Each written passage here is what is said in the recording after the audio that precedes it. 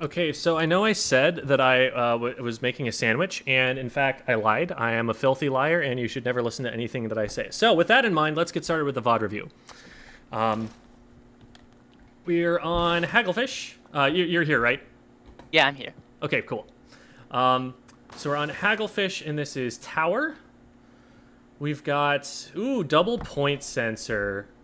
Love to see it. That's exactly what I thought. Double point sensor, double curling bomb for, oh man, those are so useful for clearing the tower, every single one of them. At least with the point sensor, you're going to be able to see where they are on the tower all the time. Like, they can't really hide, but sometimes they don't have to hide. Oh my god, and they have got such a meta composition. Holy crap. Like, the only thing that's off meta on their team is the Squiffer, but the Squiffer has a big bubbler, which is meta to run on this, so it's at least providing a special that team lacks and wants. This is... Whew, okay, Yeah, right when this match started, I was like, oh god, here we go. At least they don't have any bombs either. There's not a suction bomb in sight. Okay, so... That's part of why I wanted to have this match reviewed, because I was gonna ask how you generally can play around an E-Leader and a 52, because they're honestly the weapons I struggle with the most. So... The food just finished heating up, so I'm going to go grab that, but I will answer that question in a second. Okay.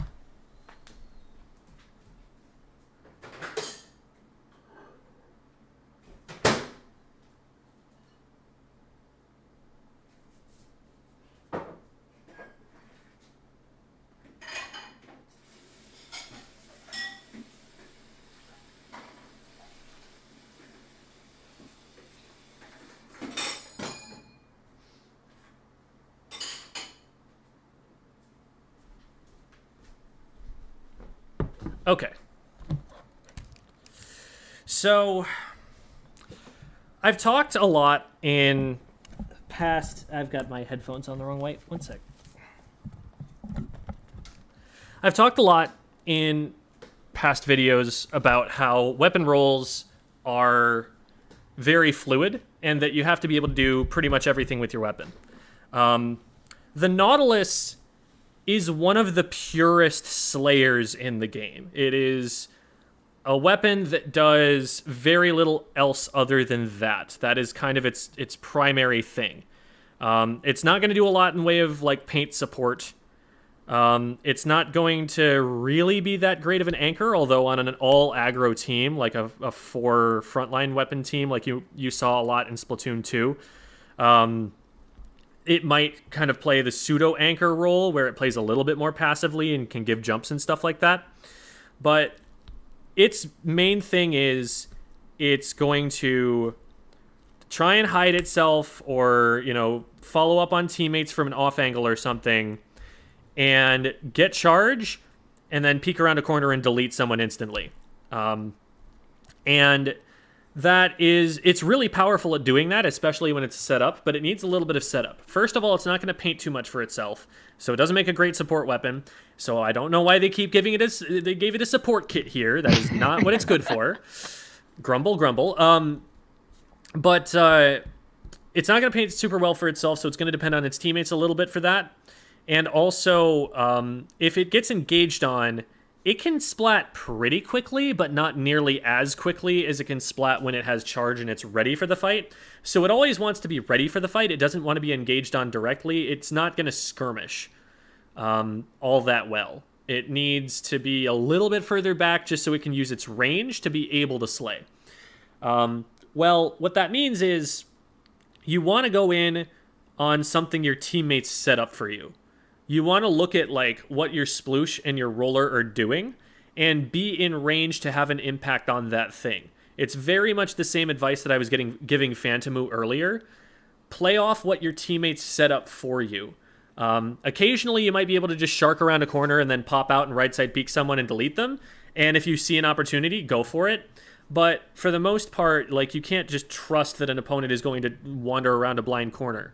You want to look at, okay, my teammates are here. That means this person is looking this way to shoot at them, so I need to attack that opponent who is shooting at my teammate. And that's your general game plan. Play off what your frontliners do. Your frontliners generally call the shots. They're the ones who get to decide when a fight is taken earlier than anybody else does. So you kind of have to play off of them anyway, just naturally. But it's also just a really good idea to do that, because that way you get to take advantage of your range and be able to help them from further back, knowing that they are going to get engaged on first, since you don't want to get engaged on from as close of a range. So just hang back further than a normal Slayer would and play off what my teammates do.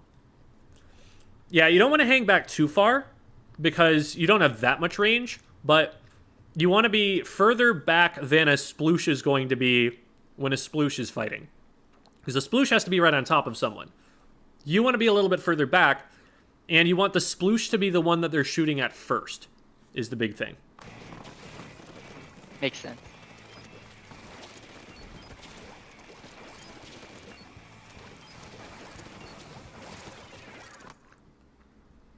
Okay, so we now see E-Leader laser. E-Leader is top left, which means this is actually a great position for you.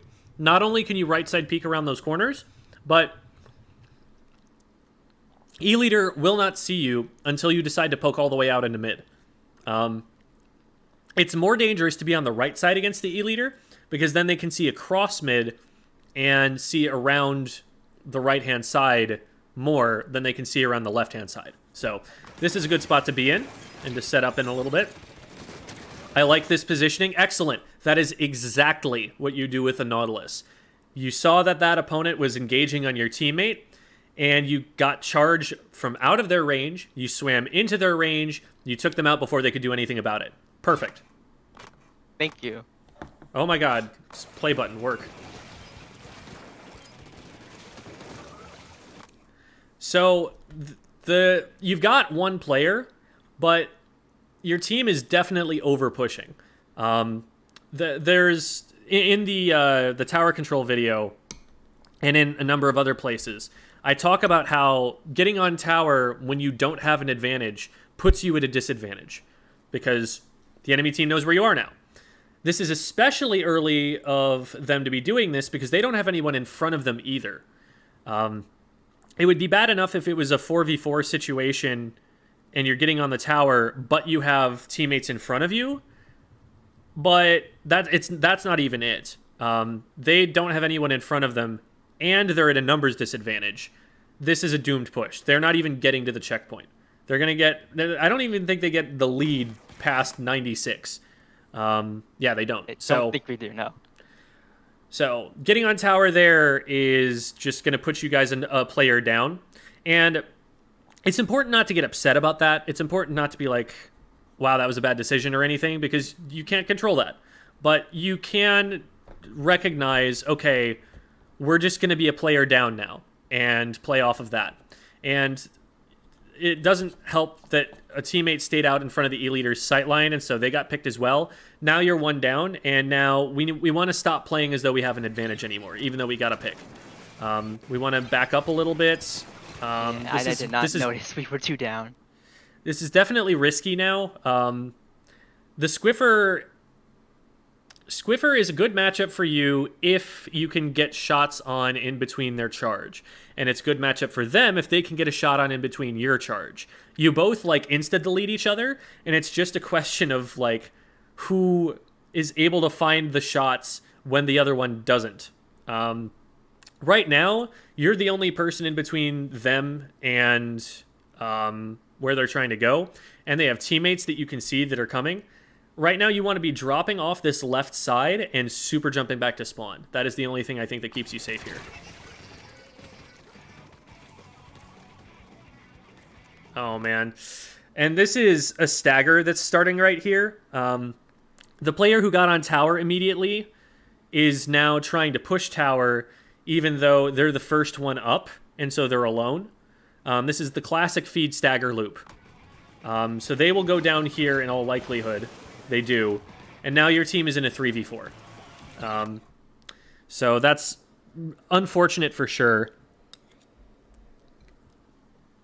Because if the sploosh goes in later, they give you the opportunity to follow up on that and support them. And their push is more likely to succeed. But because they're going in at disadvantage, they're putting themselves in a situation they're likely to lose, which then when they lose it, puts you in a position where you're more likely to lose if you go in.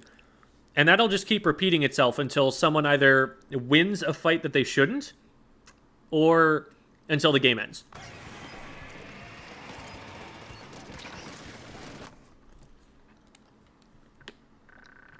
So, let's back up here.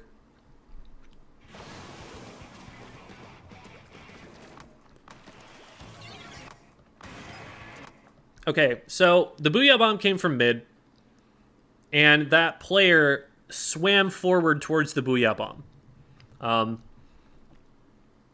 Booyah bombs are really big, like, conspicuous things, and the player who uses them rises up into the air and starts glowing. So always be trying to look for that information about where they end up.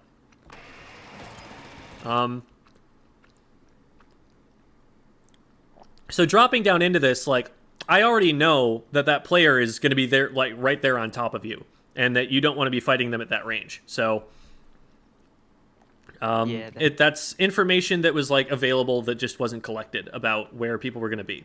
And I think what's happening is that you're focusing on the tower and not focusing on the people around the tower. Yeah, that's what's happening. Because as players get stronger, what's going to happen is they're going to form a defensive perimeter around the front of the tower. They're going to make it not so that, they splat you and then just let the tower go forward in front of them. They're going to go forward in front of the tower so that you can't even get to the tower to shoot at it. And that's exactly what happens here. You try to go straight at the tower to shoot at it, and this guy's on top of you. Now, fortunately, your weapon has much higher DPS than theirs does, and they miss a bunch of shots because they're not expecting you where they are. But this is absolutely something that should have gone in their favor if they played it mechanically better. So that's something to be really careful about. Right. At the moment, there's not a lot you can do.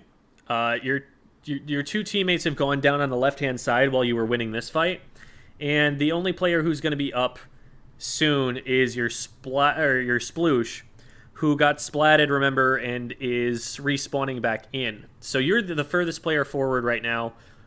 On top of that, they have a big bubbler up around the tower.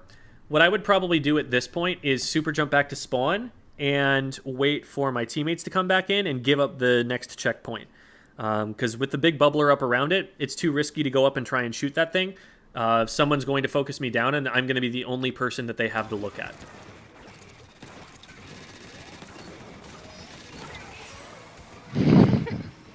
So, you actually do end up getting at the shield at the same time as the sploosh, which is a better coordinated push than I thought you were going to be able to make. But yeah, the fact that it was just the two of you there and that there was a big bubbler in the way, they just get that checkpoint for free. Because it's now that your Explo is back that you're able to actually get some shots on that big bubbler from a safe distance behind cover, and you're going to be able to take that down. And so now, at this point, like right now, if you were still alive and you had swam back onto plat, now would be an opportunity where your team would all be together and you'd be able to go and actually collapse on the tower and clean them up. And you're going to be able to get that sort of fight, which you do right here. It just happens after they get to 17 instead of after they get to like 30. So, would have saved you a few points if you had super jumped back, and that can make the difference sometimes. How will you know generally when it's a good time to super jump back? Because sometimes I realize it a little too late and I get splatted mid-jump. Being outnumbered and in a position that you can't retreat from is a really good sign. Like, if there are more of them than there are of you, and on top of that, they are cutting you off from being able to get back, that's when you're like, okay, this is not a winning situation. I got to get out of here. You can maybe flank if you've got the rest of your team ready to push in from the front and you're off to the side somewhere. That can work. But if it's like you're the only one alive or there's one other person but you're separated from them, you're not going to get very far if you just try to run into multiple opponents. So if you can't retreat normally at that point, then just jump out.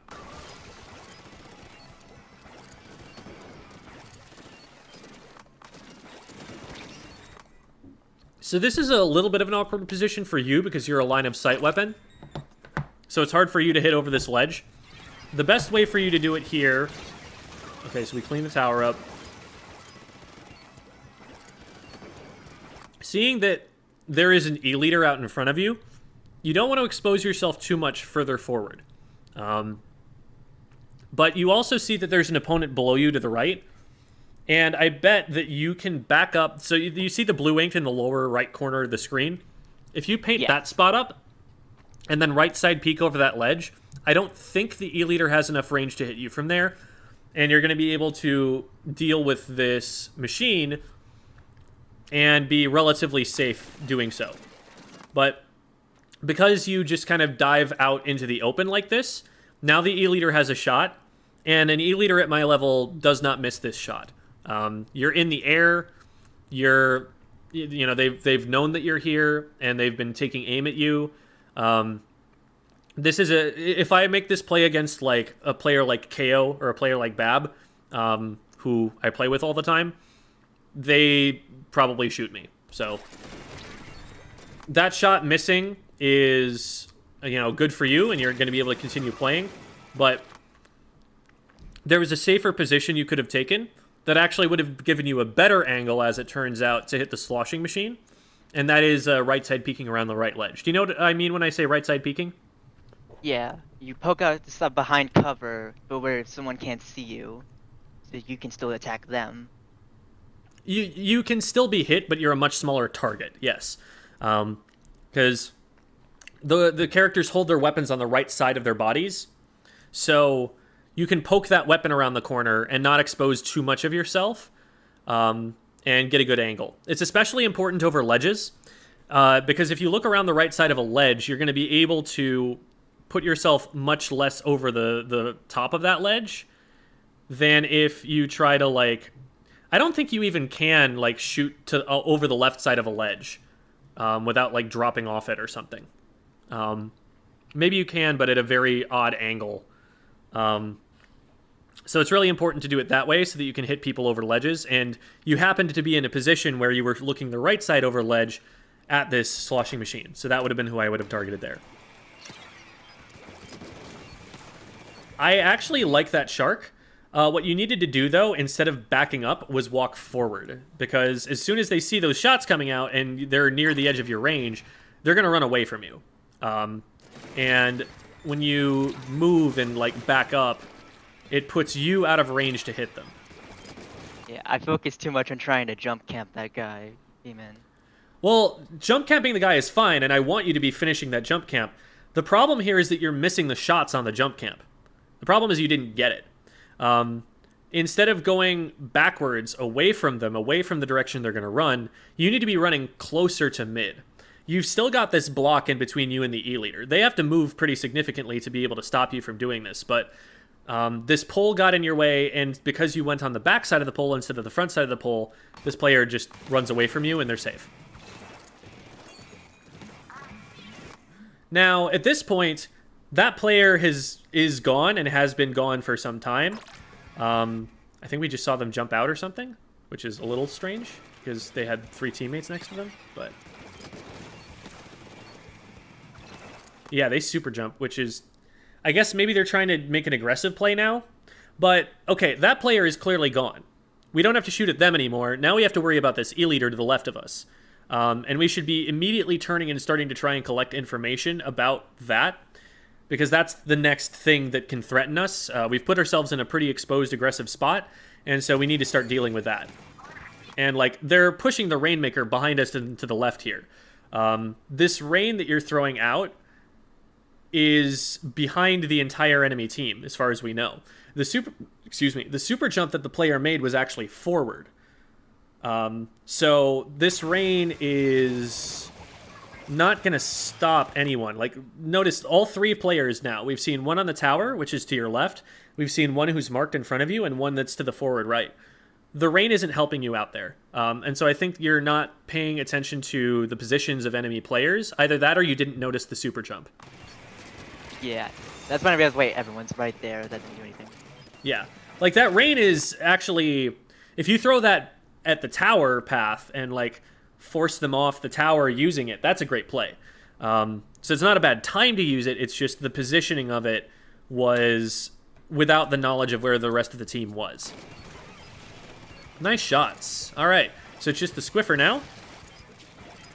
So we're moving forward, and now we know where the Squiffer is. And there's also a jump on them. Now, I probably don't go after that jump because there's probably not enough time for me to get there with charge, and also the Squiffer's guarding it. But it's at least good to know where they're landing.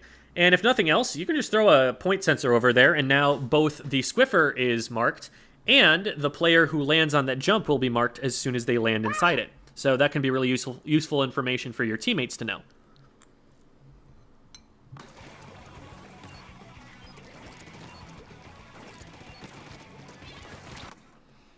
You get a little bit tunnel visioned on this player.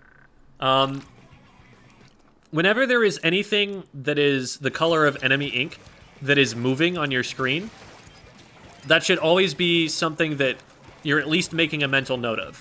And more often it should be like, red flag, oh god, what's happening? Because like right here, this player hops up into mid. Right now they're out of range of you, and you can just back up. But because you focus too much on this other player, they get right up close to you and honestly should have gotten you. What Pearl Bunny should do there is put out a wall and fight using the wall, because then they win that. They just kind of ran at you, and you were able to get away with it. That's generally why I tend to struggle fighting 52s, because they'll always throw out a wall right when I've got my charge ready and start firing at them. Mm-hmm. That's what everyone struggles with against the 52. Yeah, unless you've got, like, an Explo that can hit up over the top of it, like... There's just nothing that can really challenge a 52 for the first few shots that it gets when the wall is out. Very little you can do about them. You got to just kind of take down the wall and not let them take any more space than they've already taken after the wall goes down. But there, they didn't use the full effect of their main weapon, so you got to, or the full effect of their sub weapon, so you got away with it. Good job. So that was a great opportunity to go in for a fight. That player was focused on your teammate instead of you, so you swim up, you take them out, and now you can move on to the next one who's focusing on your teammate instead of what they should be. Oh my god, that was scary. They definitely had time to get charge and fire that shot, and they just hesitated on the aim too much. Yeah, I was thinking they're damaged. Get them now. Yeah, I mean, it ended up working, and like I was saying earlier, better to commit to a plan that shouldn't work on paper and just do it quickly and execute well, than to hesitate and then make the right play. But E-Leader, good job dodging the E-Leader, recognizing that that was a danger immediately and getting behind cover. From here, we want to be putting ourselves in a place where, you know, we're not going to be able to contest this E-Leader very easily, but we want to put ourselves in a place where we are a threat to everybody else. And right now, I'm worried if someone drops over the top, on top of you, they close distance with you, which is something that your weapon doesn't want, so the 52 would have a good fight on you from there. They could also come from around the corner that you're looking at, and you left side peek that corner instead of right side peeking that corner. I'm looking for a different piece of cover that gives me a more open sight line.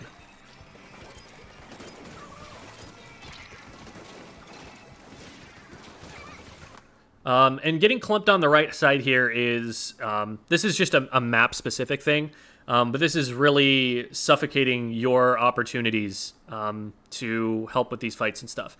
If you had taken maybe the left pillow, so that inflatable that's on the left side of the screen right now, and been looking Like around that the right blue side of little that, bumper? you'd control a lot more of the map and do it more safely.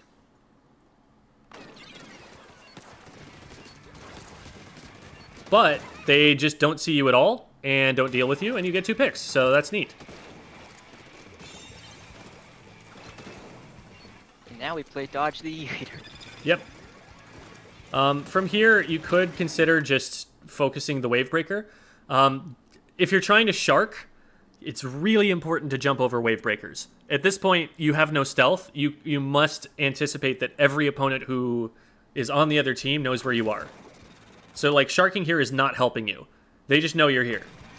And they're going to come and take this shot. Yeah, I tried to jump out right there. Yeah. At that point, though, you need to, like, before you can jump out safely, what you're going to need to do is put cover in between you and that angle. Because someone can just run at you while you're doing it. So, if you're trying to jump out, then let's back up and show it. If you're trying to jump out, drop over the left ledge. And that gives you cover from anyone who's trying to look at you from in front. So, like, from here, just drop off the ledge, and now that E-leader can't hit you.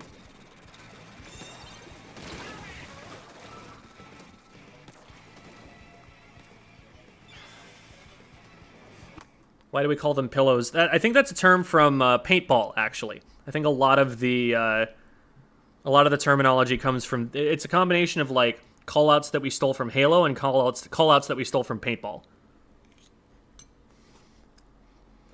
Because that inflatable thing is actually inspired by paintballing obstacles that are inflatable.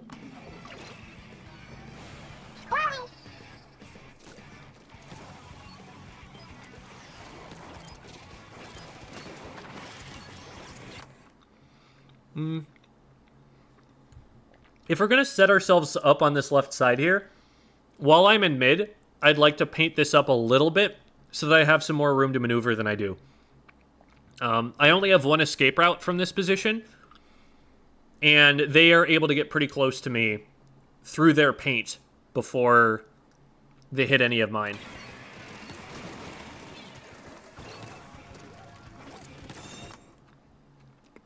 Jumping out into an E-leader's sightline like that is something that you'll probably get shot for. Or, sorry, that was the Swiffer. But either way, you could see that the laser was long enough range. This is something that maybe it's throwing people's aim off now, but there will be players who can hit this. Every charger has the laser, right? Mm-hmm. Even Bamboo? Wait. I believe Bamboo does. It's just, it fires so fast that maybe you don't see it. I actually don't remember off the top of my head. This is a weird thing to not know. Yeah, I think it doesn't glow like Swiffer does, or E-leader does. I think that's it does. Okay, I'm getting confirmation that it does. Yeah, I thought that was the case, and that they just, like, charge so fast that it doesn't... You don't see it for very long. But Bamboo does, in fact, have a laser attachment, which is really funny to think about. So that thing charges up in like a millisecond. So you've got 2 chargers watching you. You do not want to be on an open sightline with them. And the shots that you're aiming here, you maybe could be hitting them, but you're not aiming at them, and they are the biggest threat to you right now. If the tower gets stopped for a few seconds, that's not the biggest deal. But if you get splatted, you lose all of your ability to impact the match. So focus more on keeping yourself safe in that position.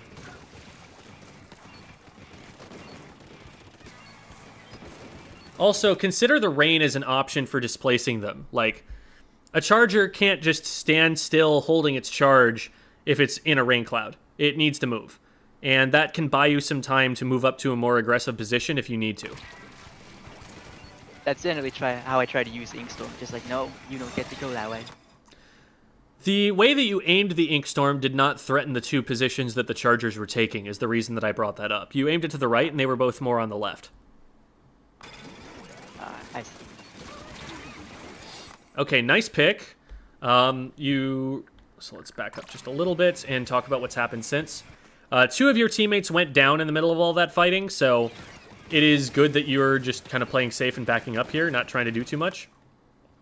if you're going to fire shots from here, make sure to set your aim so that you know you're not going to miss. They don't know you're here. You have all the time in the world. Don't fire until you're going to hit them. And if you don't ever get your aim on, then just don't fire the shots and keep your stealth. Because when you fire and miss, now that's the worst case scenario where both they know where you are and they have numbers advantage. And now another issue is that you don't have much of an escape route here. You have to like paint for yourself to get out of this. When you come over here, you need to check to make sure that nobody's chasing you. Like, they were aggressing on you earlier. Who's to say that they're not just going to follow you? It's smart for them not to follow you because you are a Nautilus, and if you were just holding charge around the corner and they rushed you, you would have deleted them before they ever hit you. But the fact that they kind of get away with this until they switch aggro and don't hit you, like, this is a mistake on their part for not splatting you, is what I'm saying. Like, they had the opportunity because they fired 2 shots before you had your shots on at all. It's just their second shot they fired at somebody other than you, even though they hit you first. And so they split their damage, and they got picked for that.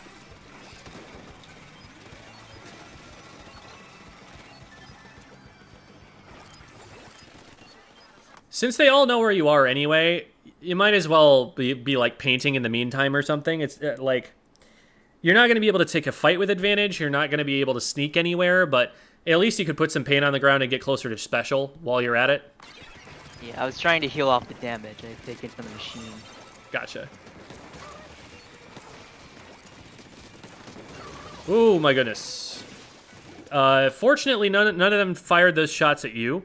At that point, after you run into them like that and got one of them, I would actually just be chasing, because I think it was just the E-leader who's up. They don't have a very fast time to kill, and you're right up close to them at that point. So, like, being here is very risky. If either of these lasers get fired at you, you're dead. But neither of them do. At this point, just rush this E-leader down. Like, who's stopping you? You splatted the machine, so they're just spawning in. It's just the E-leader. They're alone. You have a massive advantage over them in this fight. Just go take them out and stagger the team more. Only noticing just now how often I'm in a charger's line of sight.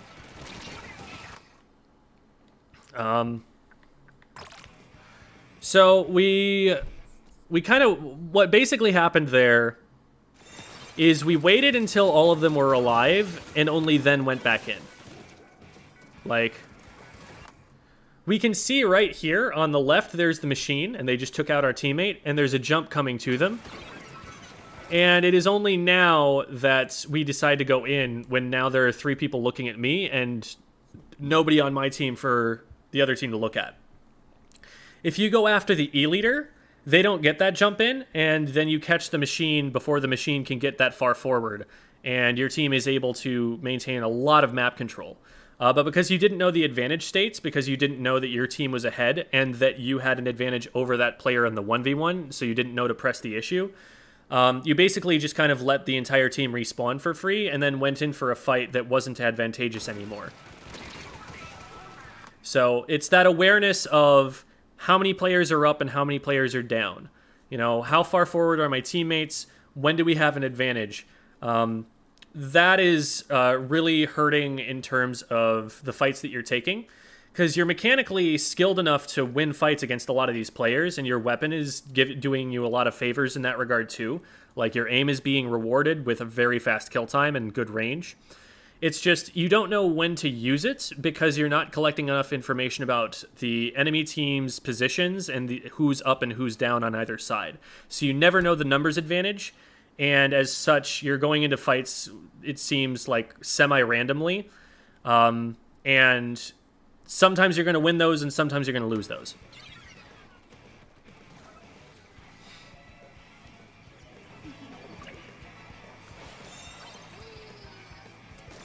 So I saw, as I was coming over the top, there's someone coming through the right-hand side, as well as someone coming through mid right now. It looks like they might just have fired a shot. Nope, they're down there. They're down there.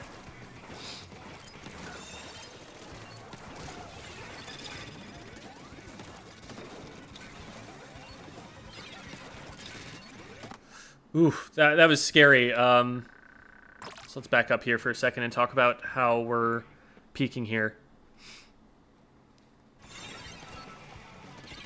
So remember, you're marked. People know where you are. And even a second or two after that mark goes away, people aren't just going to forget that you were there. They're going to know that you were in that rough spot. So like when you peek out here, this is fine for the most part because the player on the right knows where you are, but you know where they are and they're not in range. But even now, this player, I think this is the E-leader on your left, like, they knew that you were there before, and then you peeked around this corner, and now you're peeking back out, and so they already have the laser ready to go. Because they could predict where you were at, they're going to be able to line up this shot. And fortunately, they don't take it in time, but that was a danger to you. I like the way that you are working on shredding this. You're using the cover in front of you here to cut the sight lines of the players who are in mid, and you're also rotating around the tower pole in such a way that this player on the tower who's trying to take you out keeps hitting the tower pole if they're trying to get you there. So you're doing a really good job of keeping yourself protected on both the fight with the tower rider and the fight with the players in mid. So that's good positioning. Where that positioning runs out is when you walk forward here, because now you're stuck on enemy ink, and this player on the left can hit you. The player on the tower can still hit you and has been able to hit you. It's important to focus on the player who poses the most immediate threat, and here I think you're getting distracted by a player who's further back than the player who's right in front of you and is going to have shots on you soon.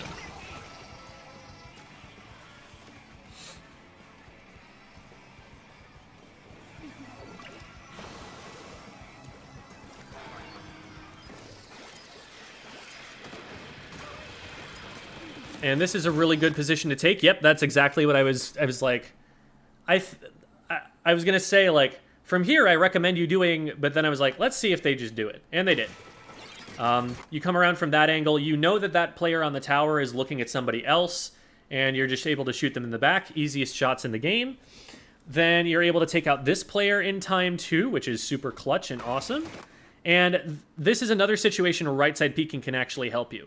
As soon as that E-leader misses their shot, as soon as you, like, watch them shoot at somebody else or something, just peek over the right side here, and you can probably catch them before they can run away. Even so, you get one of them, and now you're just... So you knew that the player was there. You saw them move into that ink. You need to just, like, you cut off their retreat first. That's the most important thing. But then start painting that area up to try and find them. Yeah, I think I lost track of them a little bit after I got the machine. So from right here, instead of moving anywhere, just aim to the left and look down. And you might have to scoot your way out to the right just a little bit, but from here, the E-leader can't hit you, and you can reach your Nautilus around the right-hand side to hit the E-leader. So backing up here just gives the E-leader a free chance to run away. But they stay... and they throw this wave breaker. Now, you've painted up their entire route behind them. You also see a splash on the left here, so you know they had to have gone left somewhere. So from here, you want to start thinking and tracking them down. Now, I actually saw the mark in the ink where they swim. You know how even with Ninja Squid, there's a little bit of a trail that they leave in the ink? So I saw that moving, and I knew, okay, they're in about this area right now. So that's why I would have shot in that spot.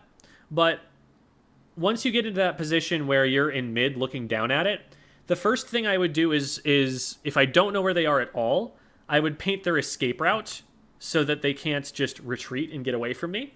And now I know, okay, they're in this little patch of ink, and you're just playing a game of process of elimination to figure out where exactly they ended up from there. It's also important, though, to be paying attention to the wave breaker they put down. That does pose a threat, and it is something that will make their close-range fight easier against you. And the fact that you get hit by it means they only need to hit 2 tap shots instead of 3, which is a pretty significant improvement for them. All right, so it's now a 3v3 situation. we're behind by a checkpoint and a good number of points. So the tower push needs to survive now. And so we need to play pretty aggressively out in front of it to make sure that it stays safe from anyone who could attack it. So just be like a big shield for it. Right. Like I talk about in the What Am I Doing Part 2 video, you need to create a defensive perimeter in front of it. You need to make it so that an opponent can't even shoot at the tower, because before they get in range, they're being shot by you instead.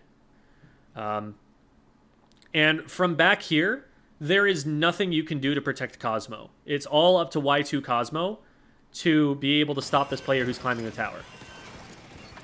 Like, you need to get up there. You need to get, like, in their faces. Even if you feed, but it gives your team knowledge of where the other team is, that's better than staying so far back that you can't have an impact. This E-leader is a threat. They can see the tower. You need to be focusing on them immediately and getting them out of here so they can't take these shots. Because these shots, even if they're not hitting the tower rider, they're denying the tower rider an entire half of the tower. At this point, they're out of the way, so you back up. And we want to get over to the tower really quickly to make sure that it isn't stolen from us. Nice! Wait, you might actually do this. The E-leader had to jump out. Yeah, that's game. You win. Very nice. So your team really rallied and pulled together around the tower push at the end there. You kept the E-leader off the tower. You scared a couple of people away. You got the Squiffer. And the rest of the team was able to hang on. So that was really good. Okay, so biggest takeaways that I would say from that game. Number one is always be aware of who has advantage, numbers advantage especially, so that you know whether you should be pushing or whether you should be backing up and waiting for your teammates to spawn back in. Number two, know enemy positions and positions of players on your team so that you know where you can have an impact while still staying safe. So you need to know where your teammates are so you know where you have support and you know where you can have an impact, because as your teammates push in, you can take fights at off angles from them to help them out, and that's where you'll have the most impact. But also know where the opponents are so that as soon as you get into a dangerous position, you know about it and you know to back up out of it. So just always be aware of what my teammates are doing. Yeah, ideally you want to be aware of where every player is on the map at once. Obviously that's not always possible because of camera angles and stealth and stuff like that. But as much information as you can possibly have, the better. And you especially need to have that information about the area directly around you. So I'm going to play a little bit of... I'll play one match of solo here on the Nautilus and talk about my thinking as I go through it. And then it'll be time for our lesson with Undefeatable, which is a great name. Why are they getting robotic? They sound like they don't need any help. Exactly. And also, if maybe Undefeatable means it's possible that they become undefeated, but they have not. So maybe it's less. But do you have any questions for me in the meantime? Yeah. Whenever I know, generally as a Slayer, I tend to focus on splats.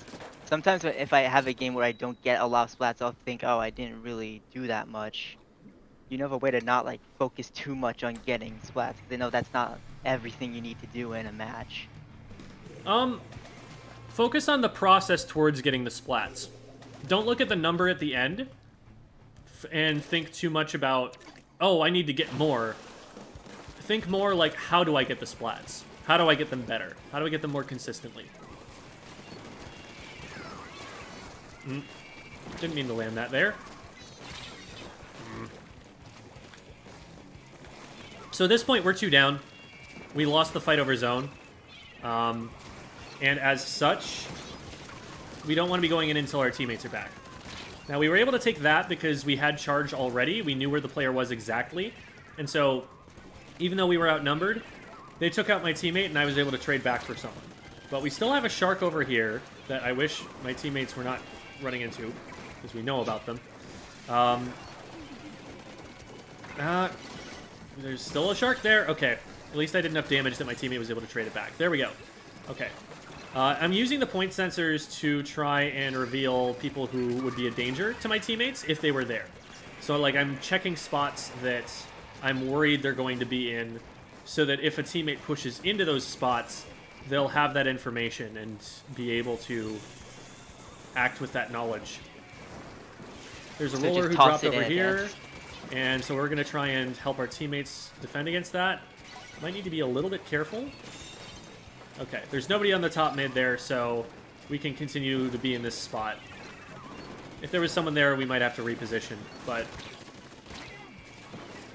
I'm going to back up into this bubble for a second just to get health back without being attacked. And I don't mind them just, like, being here. I do mind that a little bit more. Because, like, while we have the zone, as long as I just maintain the status quo, we're fine. It's if I go down that we have a problem.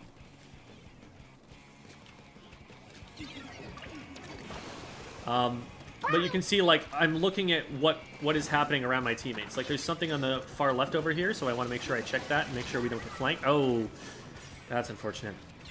I was not thinking about that. But yeah, with a roller on their team, I need to be way more careful around ledges than I was just now. We're one down. Okay, well, we try to stop this. That caught me off guard a little bit, but they got scared. Push forward just a little bit more. Put this over zone. And now we come out to the left with my teammate here, because they've got a wall for me. And that way I'll be able to help them if something comes at them. I'm going to try and pressure that. I was out of range, and that's just from not knowing my range well enough on this weapon. I don't play it that often.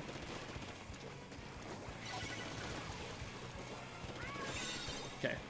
Priority there is keeping zone. We can focus on fighting other people a little bit later. Want to stay alive there. That fight was not winning, but since we have zone, it's okay to back up. It's not like we're losing anything for doing so.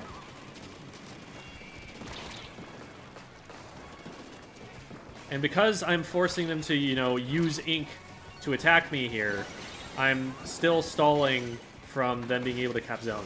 I know there's someone who's coming around on the right-hand side because I saw them across the zone. I don't think we can stay here because this bubble probably gets shredded soon. And we're also getting flanked. Just want to make sure that I'm not getting flanked on the right, and as long as I'm not getting flanked on the right, I can stay behind this box here. And I only have to look at them in one direction. And I can also paint the zone from here. So I can stall this out, make it take longer. Ooh, that was a good play by the Explo there. I stood in one place for too long and they advanced on me. I was gonna say, like, as long as you can look in just one direction and see everything, it's usually a safe position to stay in. But I wasn't looking enough. I wasn't looking at the Explo there. Okay. I'm gonna wait just a little bit. It's okay if we lose the zone here, or lose the lead, as long as we don't lose the game. Because there will always be time to get the game back, but if you die trying to defend it too early, then you just get KO'd. So right now we're trying to move across mid. The missiles are going to mess things up, but we want to make sure that they can't just push into the zone for free, despite the missiles. We did get one back, but everyone else just snuck up on us on the right. Like, while I'm focusing on mid, my teammate would have needed to be looking right to be able to save us there, and they did not. Okay, so there's someone who's trying to come up this way. We need to go get zone now, unfortunately, so this is probably game over, but who knows. Maybe we get some miraculous picks at the end. No.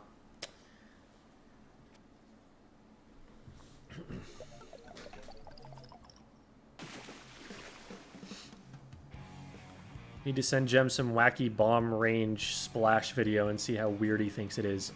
I'm down. That's content. I can see the thumbnail now. Can you believe Hitzel is building this? What's up, Hitzel? Hitzel is an admin of Inkademy. So, very well-known community member. was a big part of creating the callouts for Splatoon 2.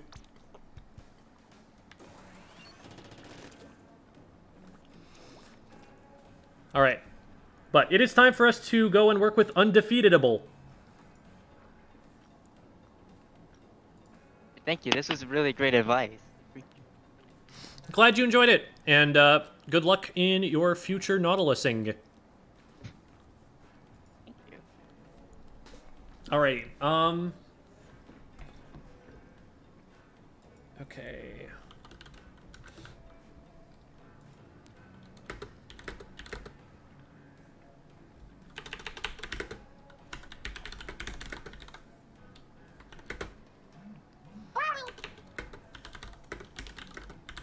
I am letting Undefeatable know to join us in the voice call here.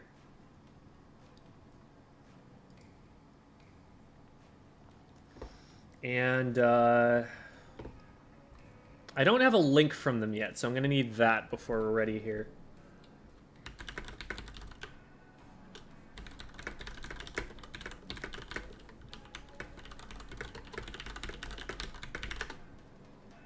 Oh, never mind. Right as I typed that, the link got posted. So, downloading.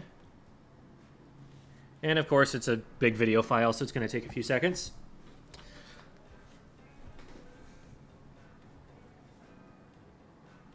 Can't become a member on mobile? Really? There's no button for that? That's interesting. But appreciate the attempt to financially support the channel. And I'm sure you'll get there eventually. Getting harassed by cat. That is how cats do. That is true. That is just the nature of cat.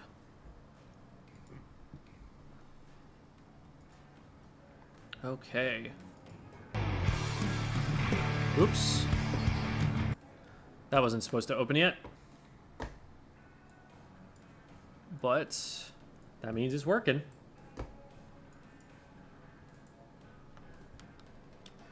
And let me get this set up. So I'm hoping that this will get caught by Ram with more gifted memberships, making it more difficult every week for me to be able to put up all the credits at the end of the video. Thank you so much, Ram. Really appreciate the support. Thank you. Oh, hey, Buzzyco gets a membership there.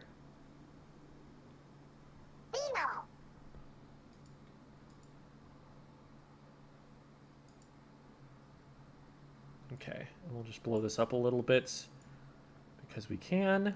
It will still fit. Nice. That's pretty good.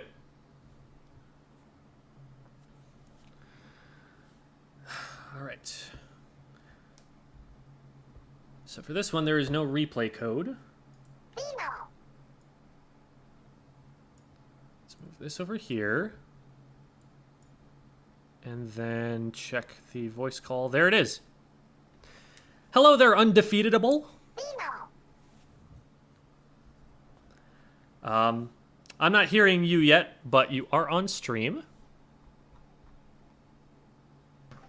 Okay, are we good? There you are. Okay. Yes, you're good. What's up? My How's bad. it going? All good. Let me close YouTube real quick. I was watching all the other sessions. Gotcha. If you can't tell, I'm a little nervous. I apologize. Yeah, no worries, no worries. All right, bet. Hi, chat. And let me know when you can see the stream in Discord. Yep, everything's good. Cool. I was trying to use that to stall for a bite of food, but you were so on top of it. So, we're ready to go. Okay. And kind of on top of it. I probably should have uploaded the YouTube vid earlier, so high quality would have been ready. But It's you know. fine. This works. All right. All right. So I have 4 games in this vid. I mean, whatever you have time for. But each game, win or loss, is a game that I kind of had questions about. Okay. So I think this one is a win, but specifically, I have questions about how to deal with the Hydra, because I was trying to, but I don't think I was doing a good job. All right. We will probably only have time for one of them in all likelihood. Okay, that's fair. Is there one in particular that you would like us to focus on the most? I think it's the third one where I just felt useless. Maybe I should have Was timestamped it. it uh, It the should double be the reflux one? Is it the reflux? Maybe it's the one before it. Let me see. There's a roller, 2 splashes, and a splatter shot on the other team. You've got a Maybe it was the last one. I think it was on Inkblot. Wait, was it on Inkblot? I haven't seen an ink blot match yet. Oh, okay. Maybe I'm tripping. I think it was the second one then. I think it was the second one. Yeah, I think they're all hagglefish. Okay. Okay, all right, bet. My bad. I had some Hydra or heavy games that I was also making a vid for, but I'm all confused. So All right. yeah. We'll just pick one and go with it. So this one, the thing about this one is you've got a double backline comp, which is going to be more difficult because it is up to you and your Tri-slosher to push forward, and the others can't help you that much with that. So that might have been causing problems for you, especially since they have 4 frontline weapons. So while your backliners, outrange them, when it comes to actually shoving them out of the way, unless the backliners have gotten picks for you ahead of time, it's going to feel kind of like a 2v3 or a 2v4 every time that you go in with your bucket there. So that might be something that was causing issues. We can still talk about it if you'd like to, but we could also talk about the Hydra one if you want help with the Hydra, whatever other questions you got. Yeah, let's look at the Hydra one because Okay. I have trouble kind of dealing with Hydras and just snipers in general.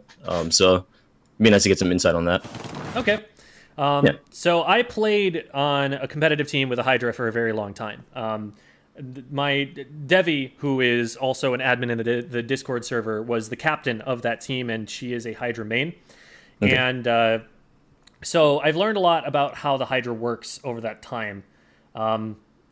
The Hydra is really, really dangerous under the condition that it is not suppressed.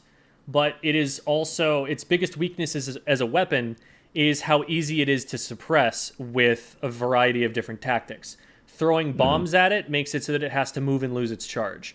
Shooting missiles at it means that it has to move and lose its charge. And the missiles are more threatening to it than they are to most weapons since it's so slow, especially at painting its own feet. Shooting the Trizuka at it is an answer that you have to it. Right. Any kind of special like rain or like the crab tank or something like that can just like get into its range or fire at it from range and then duck behind cover again. All of these things are big threats to the Hydra. And so you want to play around those if you have a Hydra that's in your way. And if there is a Hydra that's in your way, you need to be extremely, extremely disciplined to play behind cover and not take open sight lines against it. If you don't know where the Hydra is, as a rule, you stay behind cover until you know where it is. Because while, that's going to suppress you for a while, you're not going to be able to move for a super long time while you're waiting to find out where they are. If they're not firing shots and revealing themselves somewhere, they're not having an impact either. Right. And it's better to play it safe and know where they are first than to get splatted and to have to wait another 13 seconds before you're able to do anything useful.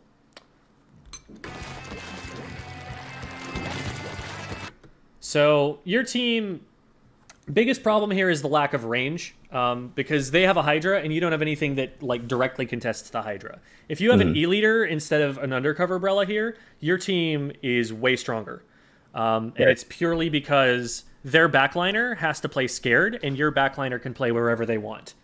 My thoughts going into this, so I saw that we had another splatter shot, so I was kind of like, okay, maybe I'll let them do them, and I'll just try my best to kind of, mess with the Hydra a little bit.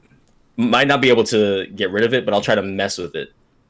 Kind of keep them looking at me, but I don't really know if I did it right. If I could have, done it any better. Early on, especially on this map, it's going to be hard to mess with the Hydra. Messing with the Hydra won't always be necessary if you can cut its sightline. So there will come a time where you will have to contest the Hydra and move it out of the way. But in mid, you can just cower behind one of the two sides and only deal with the Hydra's teammates for a while. And then once you've got an advantage over them, then if you push forward, the Hydra has multiple people it has to shoot at. And so you can kind of tentatively poke out. If the Hydra shoots at one of them, then the other one breaks for cover that's closer to the Hydra. And that's the way that you can kind of start to ratchet your way up on the map, even though it's trying to watch over it. Mm-hmm.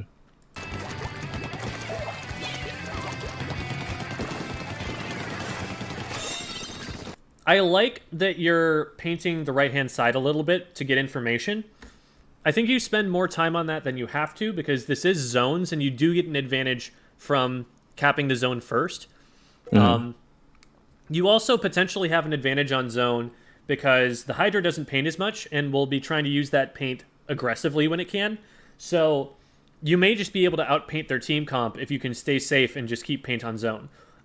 Having you, a shooter weapon, in position to do that is very useful to your team. But I would still put down a line. Are you able to see my mouse? Yeah. I would still put down a line right here. Mm-hmm. Maybe just like a couple of lines right here so that you have the information on if someone's flanking, because that's what this is really for. You don't need to worry about this area over here on the right. That doesn't give them any advantages that they don't have by just coming around the corner. But you do need to worry if someone drops down here, because they could just beeline you and get at you from the right-hand side. Mm. So, from here, I would just like paint this back up. If I hit something, now I'm in a fight. If I don't hit something, then I return my attention to the zone here, because mid is definitely important to pay some attention to, so that your team doesn't just get outpainted. Now, this player you know is coming at you, and you find your shots and you take them out perfect.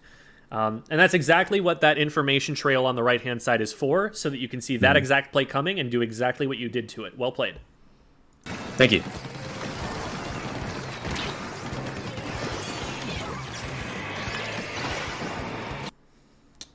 Okay, so right now the Trizuka and the Explo are splitting you from your teammates here. So on the one hand, you have to play a little bit cautious because you don't have any support whatsoever. And if someone were to push through mid right here, they would be on top of you and your teammates would be able to do absolutely nothing about it. However, the teammates seem to be the center of attention right now because there are more of them over there and they've got a shield up and stuff. So you do have an off angle. There's a thought about like playing the strong side versus playing the weak side. I think I get that terminology from football or something. But like, if you've got more players on one side than you have on the other, the strong side, the advantage you have is numbers. But the disadvantage you have is that people are more likely to be looking at that. The weak side, the disadvantage you have is that if you just hard engage on a fight, you're probably just going to get 2v1 and die. But if you wait until they engage on the strong side, now you can flank. So I would be playing a little bit for stealth here. You might be able to try and contest the zone, but you got to be very careful that you're not getting into the crossfire with these Zuka shots and Explo shots. Not Explo shots. What are they? Was it what hit over there? Was it a burst bomb? What was that? Oh, I crab have no tank. idea. It's Oh, a crab okay. tank. I was like, they don't have an That makes Explo. sense. What am I looking at? No, I was thinking the same as you. I was like, I guess that's not a sloshing machine. Yeah, no, that's a crab tank Explo shot. Okay. So yeah, you don't want to get caught in any of that crossfire. They've popped 2 specials here, and so they're going to get a little bit of ground. They're going to force us back temporarily. But as long as you can outlast these 2 specials, as long as you just survive and maybe like keep the zone capped as a secondary objective that you don't necessarily need to complete but would help, then you're going to have advantage on the other team as soon as those specials are over, and you're just going to be able to march through mid because you're going to have a big numbers advantage. Oh, and they're also popping their Booyah bomb right now, as if that wasn't enough. So strategically, this is actually an error on the other team's part. Popping all of your specials at once means that if the other team just backs up, you gain control of the map for about 8 seconds, and then you have no specials left to hold any of that map control, and you immediately get pushed back. So ideally what happens here is you and all of your teammates just look and see like, okay, they're throwing everything in the kitchen sink at us, and they're not going to have any ammo left, and we're going to be like that guy on who's like the last player standing on a dodgeball team when the other team has thrown all of the balls at us and doesn't have any more, and now I can just approach the front and center line and take whatever shots I want. Right.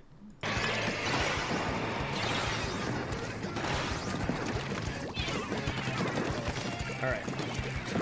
It would be good in that situation after all, in the aftermath of all that, to at least try and maybe neutralize the zone, just so that they're not steadily scoring while this is happening. Because your team is a little bit down, but if they're at least forced to like focus on the zone and see, oh, there's somebody there, they might feel less confident about pushing forward and taking advantage of that numbers advantage. I would definitely be willing to back up if they tried to force the issue. But if they're trying to go and look at something else or do something else, having the zone neutralized saves you some time. And then you can still move over here and deal with this right side of the map. I like this. You saw that player got away on the right, and you didn't overchase it. You didn't take yourself off the zone for too long. You just turned your attention back to the zone, and now you're looking back here to see if they chased. And they didn't. You got a pick from it. That's really smart decision-making. Thank you. Yeah. And it is huge that you've been staying alive this entire time. Like, it's easy to push too far up in one of these situations before you get advantage. So the fact that you're staying alive and still having an impact and still painting the zone and still covering this flank, like, that's huge.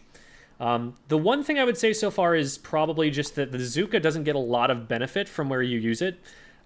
You are kind of firing it anticipating that opponents are going to move forward onto the zone without actually seeing that information. And so what I'd probably think to do is to try and get in a position, if it's safe enough, to use that Zuka specifically on the Hydra. As soon as that Hydra is down, your team just floods the zone and they're fine. But because they're there, your team is kind of clumping up on the left and not being able to do too much to push forward. So you're kind of just trading the zones back and forth after little skirmishes here and there.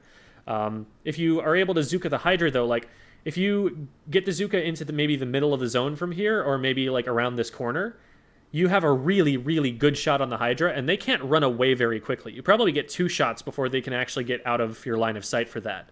And so that would be probably the best opportunity to take them out. Okay. And you do go for it here. Unfortunately, My aim as is you're awful. going for this play, the crab tank pops on the right-hand side. So you pop this, but you're still committing to the play, even though now it's kind of compromised. Like, if you actually take an angle where you can get a shot on the Hydra, the crab tank is going to be able to hit you. So from here, you want to just focus on the more immediate threat. Like, they countered your special pretty effectively by popping theirs at that moment. Right. And another issue with using the Zuka there when you're threatened is that you can't move very well while you have Zuka. You need to be safe while you're using it. You need to have paint at your feet. And as soon as you start losing that paint, you want to kind of like back up, take a safe position, or maybe just like turn all of your attention to the crab and try and like suppress it so that it can't just shoot at you. That ends up not really being the problem. The problem ends up being just that the Booyah gets thrown at you while you have the Zuka active. But, oh, you did get it. Nice. Oh. Cool. Okay. And so your team is able to recap, and you're able to jump back in pretty safely. If I had turned earlier, maybe fired the 2 shots on the crab instead of 2 on the Hydra, would that have been a better play there? Probably. It would have saved you a little bit of time. Now, be careful about firing shots at the crab tank, because you're not going to shred it with the first shot. So if it decides to just turn its attention to you, it can shred you in between shots. So I would like try to back up first and then try to hit the shot from really far away. Okay. I think in general, I kind of have a problem with underestimating crab tank, and I know that the primary fire is like really good for DPS and capping zones and stuff, but I think for whatever reason in general, I just kind of see one and go, let it do its thing, and kind of focus on what I was focusing on before. And you think I probably should respect it a little bit more? You kind of have to think about it like another Hydra. Okay. Yeah, that's true. Except it's a Hydra where the counterplay is you can still flank it, but given that that's unlikely in most of these cases, the counterplay, instead of to get it in between cycles to like make it lose its charge or something like that is just to wait until it ends, because it can only be out there for so long. So unless you have that kind of flank, unless you can like put some pressure on it, distract it in some way from a safe place, you're just gonna be like, well, guess I'll just chill here for a minute. And that's something that people are finding more and more is really powerful. Like, Crab Tank is absolutely a top-tier special. It is a special that is being prioritized by teams just as much as things like Booyah bombs and missiles. Really? It's a turret that you get to put in place, and as long as it's in a safe location, it locks that space down for longer than any other special in the game. Missiles make you have to move for a few seconds. Booyah bomb, makes you have to move pretty far back, and then it takes you a while to move back in. Crab Tank, though, it's got this whole radius around it that is just not super safe to be in for a good, 10 or 12 seconds. It's like, the amount of time it takes to respawn in is about the same amount of time as the crab can be there. Like, the crab can just stall for respawns sometimes. Wow. It's really powerful. It's got its vulnerabilities, and if you ever do get a chance to flank it and take it out, that can be hugely detrimental to the other team. But it's definitely being prioritized. Nice. They just don't respect your bomb there. Like, they should immediately be responding to the bomb instead of trying to keep firing these shots.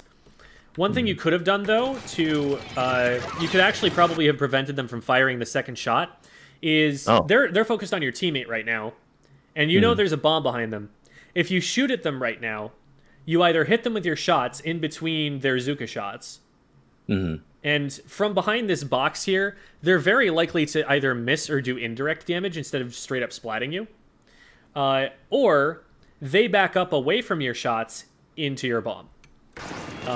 So either way, you actually have them if you just fire shots there, but you keep yourself safe, and they go down to the bomb anyway, so all's well that ends well. So we see that the Hydra's up in front of us, and I talk about this a lot in the frontline positioning basics video. If you're going to approach this player, you immediately want to cut their line of sight. The quickest way to cut their line of sight is to get behind this, so I already know that you're going the wrong way to keep yourself safe from them. Like, you have been moving for 3 frames on screen, and I'm already like, nope, this is not where you want to be. So they end up not deciding to shoot at you. I guess they didn't see you coming or something. But something that should clue them in is this bomb. As soon as that bomb gets thrown at them, they should immediately know where you are, and they can definitely turn these shots on you and get away before the bomb explodes. So that sometimes a bomb actually puts you in more danger because of the information that it gives the opponent about where you are. So think about, if they don't see you, consider just keeping your stealth and getting into range with your main weapon. Because if you pop up from right in front of them and just shot, you've got those shots down already. You've got your aim on.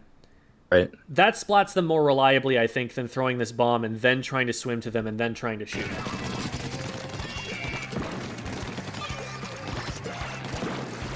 But like I said, what I'm trying to do here, because I'm expecting this Hydra to see me, because I had to fire some shots to be able to move anyway. And that's something that's in the Hydra's field of vision. That's something that they should be looking at when they have the opportunity. It looks like maybe you have a teammate over here that they're shooting at or something, and so they get distracted by that. But I'm beelining this cover right here, because getting over here puts me a lot closer to the Hydra than I would have been otherwise. If they don't see me get behind here, I have a shorter approach, and so there's less of a chance they see me as I close distance with them. And who knows, if a teammate gets this player, now I'm still in a strong position because I'm behind cover over here, and these players on the right can't do anything about it. So, right. But being out in the open here is a bit of a risk. You throw that, you get a couple shots. As soon as you see them drop off to the right, I don't think you need to run away. I think you can just chase this guy down. They're putting themselves closer to you, and they still don't have charge, and they're not going to be able to charge in the air. You can probably just finish this off before you back up, before you have to worry about their respawn speed. Yeah, there's Oh, still they're no other basically just player on left yellow it team away. chasing you. You could have just finished that off. Yeah. Nice. One idea here is to throw a bomb underneath the Booyah, because there's a possibility, if you time it right, that they land and explode to the bomb before they can move away from it. It's harder to time than a super jump because it depends on how fast they charge the Booyah bomb and when they decide to throw it once it's charged. But given that there are only so many other things that I have to worry about in that moment, it might be worth going for just in case.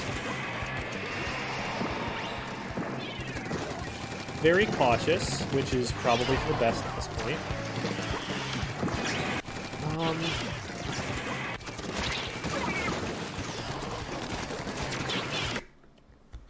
I think from here, you still have one player down on the enemy team, and all four of your teammates are up. Sure, there's a Booyah bomb on them, but I think you can probably stay up here, and if you just get behind cover or something, you don't have to be completely displaced. You might have to go stealth mode for a bit and like try to play to shark them or something, but I probably wouldn't play quite so cautious as to drop off to the right. And maybe that's because I'm dumb and I feed, which is true, but I think you can get a little bit more out of this position than having to just escape.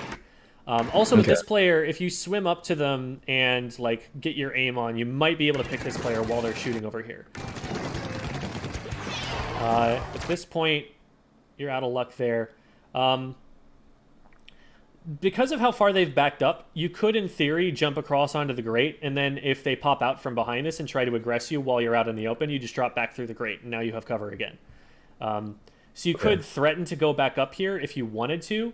They do have a Booyah bomb ready. They do have a player here, so I don't count on that play being super successful. And yeah, it might be smarter just to drop back here. But it is nice having that pressure on the right-hand side, because when you have that pressure on that side, like this player can't focus on what's here because they have to focus on what's over here first. Right. It draws their attention away from the zone, and this, just you existing here, is making it more difficult for them to paint the zone. And that's really all that you really care about. As long as you're wasting your time and letting points tick down on the zone and not letting them paint the zone, that's how you win the game. So being in this position and like forcing them to look at something other than the zone, I think it's a pretty strong spot, and I wouldn't necessarily give it up right away. Definitely, keep yourself alive, though, and that's the most important thing. And erring on the side of caution is something I can respect.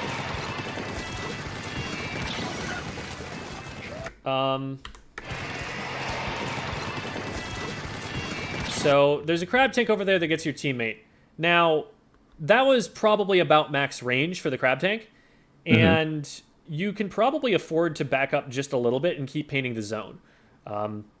Worst case scenario, they start pushing the zone. You see them because you're painting the zone and they have to push through your paint, and you just back up. But like from right here, you could keep stalling the zone and prevent them from getting points for longer. There's not that much that's stopping you from doing that, especially if you just have cover from the crab tank. But throwing a bomb instead of using the main weapon to paint and stuff,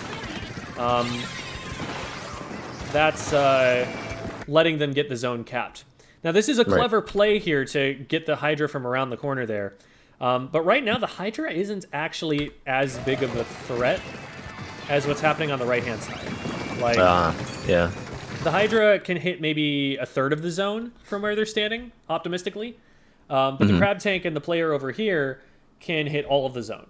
And so I would actually use the shots on them, and then once those guys are out of the way, then you can focus the Hydra.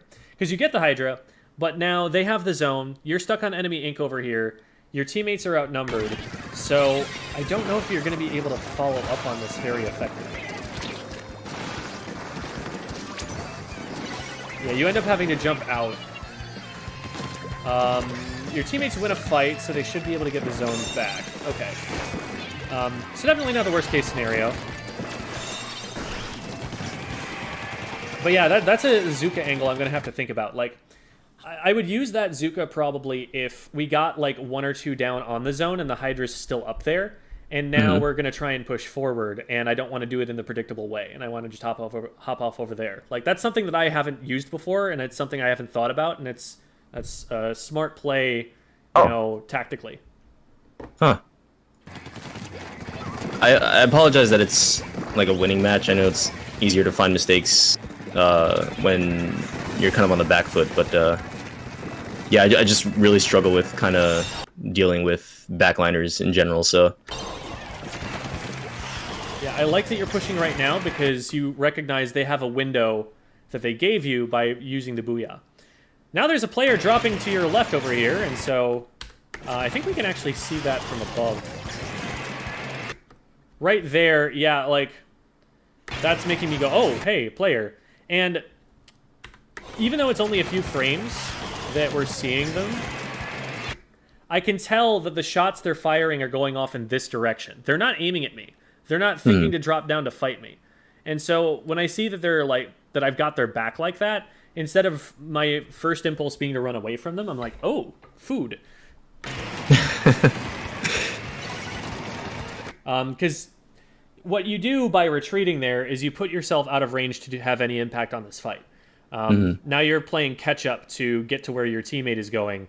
And now you're probably worried about the Hydra looking at all of this. You're worried about this other teammate closing in behind you if you go too close. So it was basically just like an opportunity that you had that because you had the impulse to back up, you weren't able to take advantage of. And this is something that's going to happen occasionally with with erring on the side of caution. Like, you're playing safe, and again, I think that's overall a positive thing. Sometimes when you're playing safe, you know, you get put in a position where you don't know what to do, and your immediate impulse is to back up. And it's definitely a better impulse most of the time, because if you have the impulse to play aggressively too often, you get splatted. If you have the impulse to play passively too often, maybe you don't have the impact you could have had by making that decision, but at least you're still up and you have the chance to make another decision in the future. So I don't blame you too much for, you know, being cautious there, but that is a pick that you could have gotten if you'd acted a little bit quicker. Even so, you get one, and now you can probably just go and focus on the zone. Hydra has changed positions. Yeah, you could probably have gotten zone a little bit earlier, just because we can see that the Hydra's there from the rapid-fire shots. True. So that's telling us that, okay, they're not on that position anymore. And we can also just, like, look up and look through the ceiling.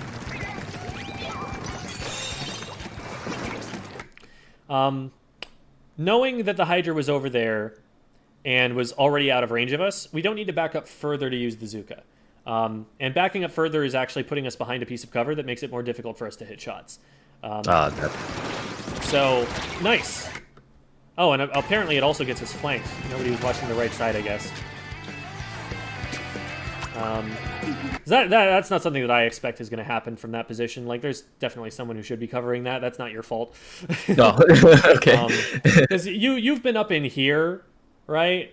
And so, like, the fact that the people who were back here were not watching this, like, this is not your responsibility to keep track of this. Okay. Now, I wouldn't have backed up quite as far. And it's not for the reason that you got flanked. It's more just that, like, you don't have as many angles to hit someone with the Tri-slosher from there. But you did at least trade back.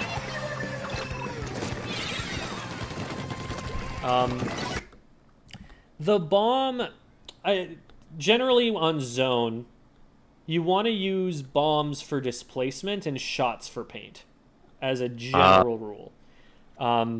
Because if you use the bomb for paint, like, it does paint a lot all at once. But... you run your ink tank out way faster. Right.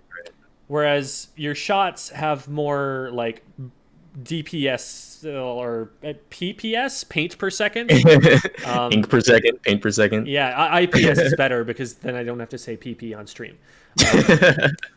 So more ink per second comes out of firing your main weapon, so you're going to be able to hold the zone more effectively that way than if you just put a bomb out there.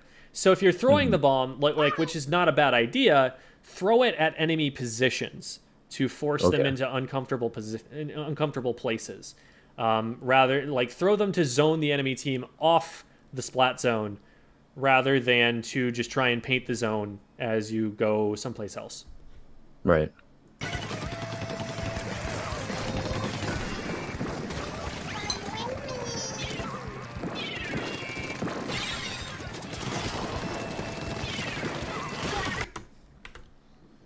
Something that was subtle that you may not have noticed, but so this guy drops down and then this guy shows up. These are two different people. So yeah, I was I remember thinking like, huh, he got there pretty quick. right, I like guess he has ninja squid or something. And then the burst bomb from behind me.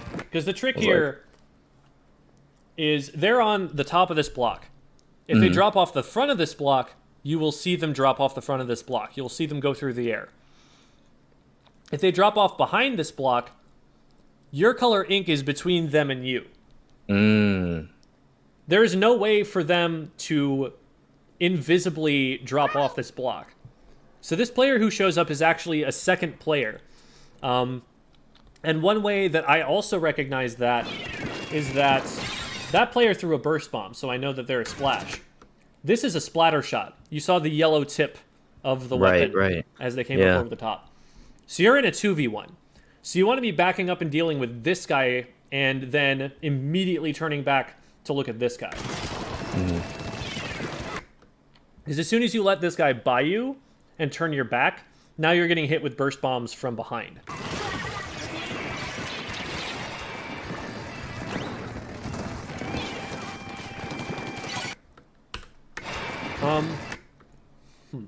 So you're in a relatively small patch of ink, and knowing, you know, what this player could have seen from there, if they're in here watching you, they know you're in this rough area, and so you're not really hiding from them very effectively. They put a burst bomb right here. They hit like 80% of the places you could be hiding.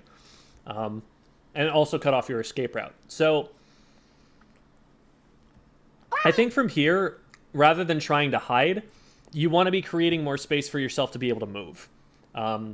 Okay. I would be like painting up this area here so that I have ways to escape. I have access to zone. I'm cutting off their access to zone. Because I think what actually happens here, if I'm seeing this right, is as the Booyah goes out... Yeah, okay, this is the splash right here. They used the cover of the Booyah to get out onto the middle of the map. Oh, okay, yeah. That little... Oh, I see, okay. And if you're painting and collecting information in that position, you might actually catch them in the act. But at the very least, you'll have known that if you do get in an engagement over here and they force you back in this direction, you actually will have paint to swim into, rather than you needing to depend on them not seeing where you are. Right.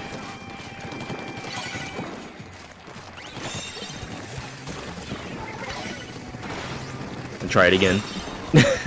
Yeah, and this time they use a Booyah bomb because they're expecting it. Oh, that was sick. There was only one of the Zuka shots that got around the wall, but it still hit him. Yeah, throwing a bomb and then immediately ducking, diving, and dodging. You don't need to go around that corner. You go around that corner, you're actually in their line of sight. If you hug the wall right here on your right, they just can't hit you. They might be able to get like a shot or something, but it's not going to be super consistent. If you just run back and forward around this wall, you're probably okay. It's once you push around the corner that they can hit you. You can see the line is curving towards you right now. So, yeah, just hug the wall. You're far enough out from the wall right now that they can hit over the top of it, just because of the angle. But if you are closer to it, this is pretty safe. Right.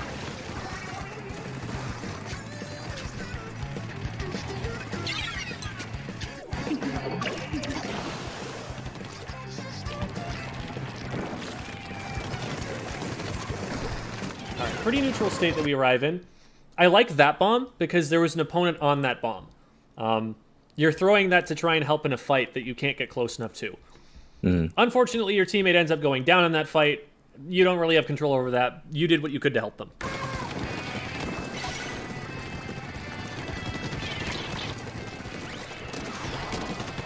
I think we had warning that player was coming earlier.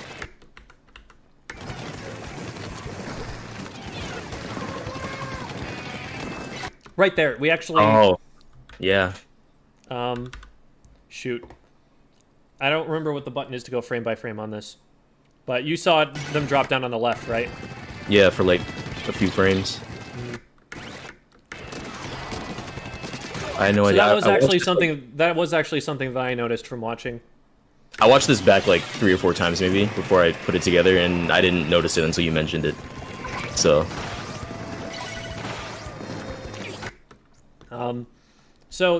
And that's what I'm always talking about, where if there's something that is the enemy color's ink that moves at any point on your screen, especially the peripheral vision, because you're more likely to get attacked from your peripheral than you are from anywhere else, that is something that needs to be like an immediate recognition that like you're always looking for, that's always a red flag, always alarm bells. And, you know, with more experience, the faster that'll come. That was me trying to squid roll. Ignore that. Oh, yeah. You got it the second time. It still looked cool. Okay, so that was a little bit risky. What you want to do with the Hydra is wait until they stop firing and then throw the bomb. You don't want to, like, try to anticipate how long they're going to have the charge for and then throw it, because that usually means that I guess wrong and die.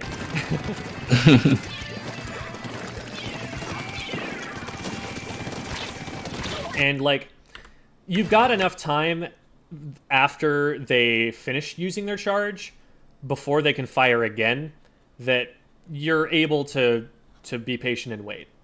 It's not like you need to hit a very precise timing window to be able to go after them. So somebody dropped into the left alley behind you. Oh. Right there. Oh, wow. Went down behind the pillow. I didn't notice that. Yeah, there they are. There was a second player that was up on top of the hut with the Hydra, and they dropped down right there. Might actually have been the Hydra. Where's this Booyah coming from? Ah, we never get to see, unfortunately. But anyway, so once you get in here, you don't have a lot of paint to work with. Since you got hit once, and this player retreated around the corner, you have right side peek advantage, and there's nobody else who's joining this fight in the next second or two. I would actually shark here and heal back up from that first hit before I engage again. Okay. And that way, you can get hit one more time, because all they have to do is hit one shot at this point. Right. Whereas if you peek around the corner, you can tank one shot, they're down. And that's a much more winning engagement. Worst case scenario is they run away from you, and they try to go back this way, but they're cut off by this piece of purple ink. So even if, you know, you come around the corner and realize they're running, you can just chase them, and they still can't get away in time. You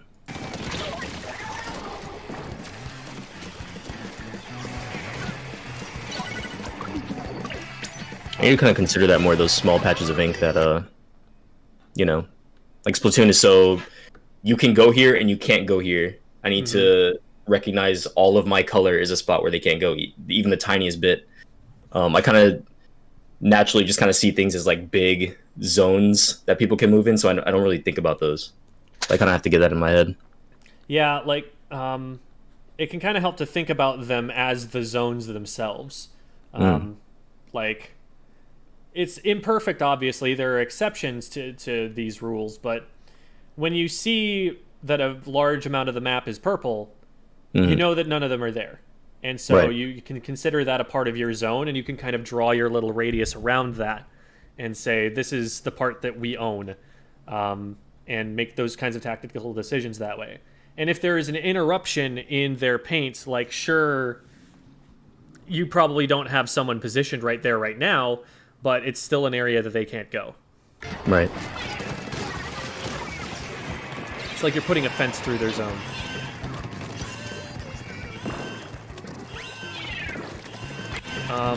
And that bomb, so like you get one here, and now the Booyah bomb smoke screens you. Booyah bomb is a big, like, opaque object that is dropped in the middle of the map. It's like you know how in action movies Like someone will be walking across the street, and then a truck will run by, and then all of a sudden they're like 100 meters further away than you thought because they started sprinting. That's the Booyah bomb in this game. They don't know where you are as soon as this goes off until you throw that bomb. That bomb's not going to help you control the zone. That bomb is probably not going to like contest the space that they need to be in right now. They can circumvent that pretty easily. And now they know where you are, and you're at numbers disadvantage. So I would definitely avoid throwing that bomb in that case. Because now, like, that burst bomb was actually thrown at you. You moved a little bit, but that would have hit you if you hadn't. Oh, you were so close to catching that flank. You see it right there. And, my aim. Air on the side, and like, I don't blame you for missing the shots necessarily. The thing that I would focus on is if you're going to miss in front of them. Miss where they're trying to go instead of missing behind them. Because if you miss in front of them, that paints their feet and they can't move. And now you're aiming in the correct spot as soon as they move into that line of paint that you put down. Right. Because wherever your shots land, that's exactly where you stop them, and now that's exactly where you're shooting them. So, like, you can miss a couple of shots from in front of them, and then they'll just run into your line of fire anyway. The issue is that you're missing behind them, and that lets them just keep moving, because now you're not interrupting their paint. So now you've got this guy behind you, which you deal with very well. I like that idea, because you're recognizing here, okay, I'm out of play. Like, I am really far away from the zone right now, and I need to have an impact on the zone now.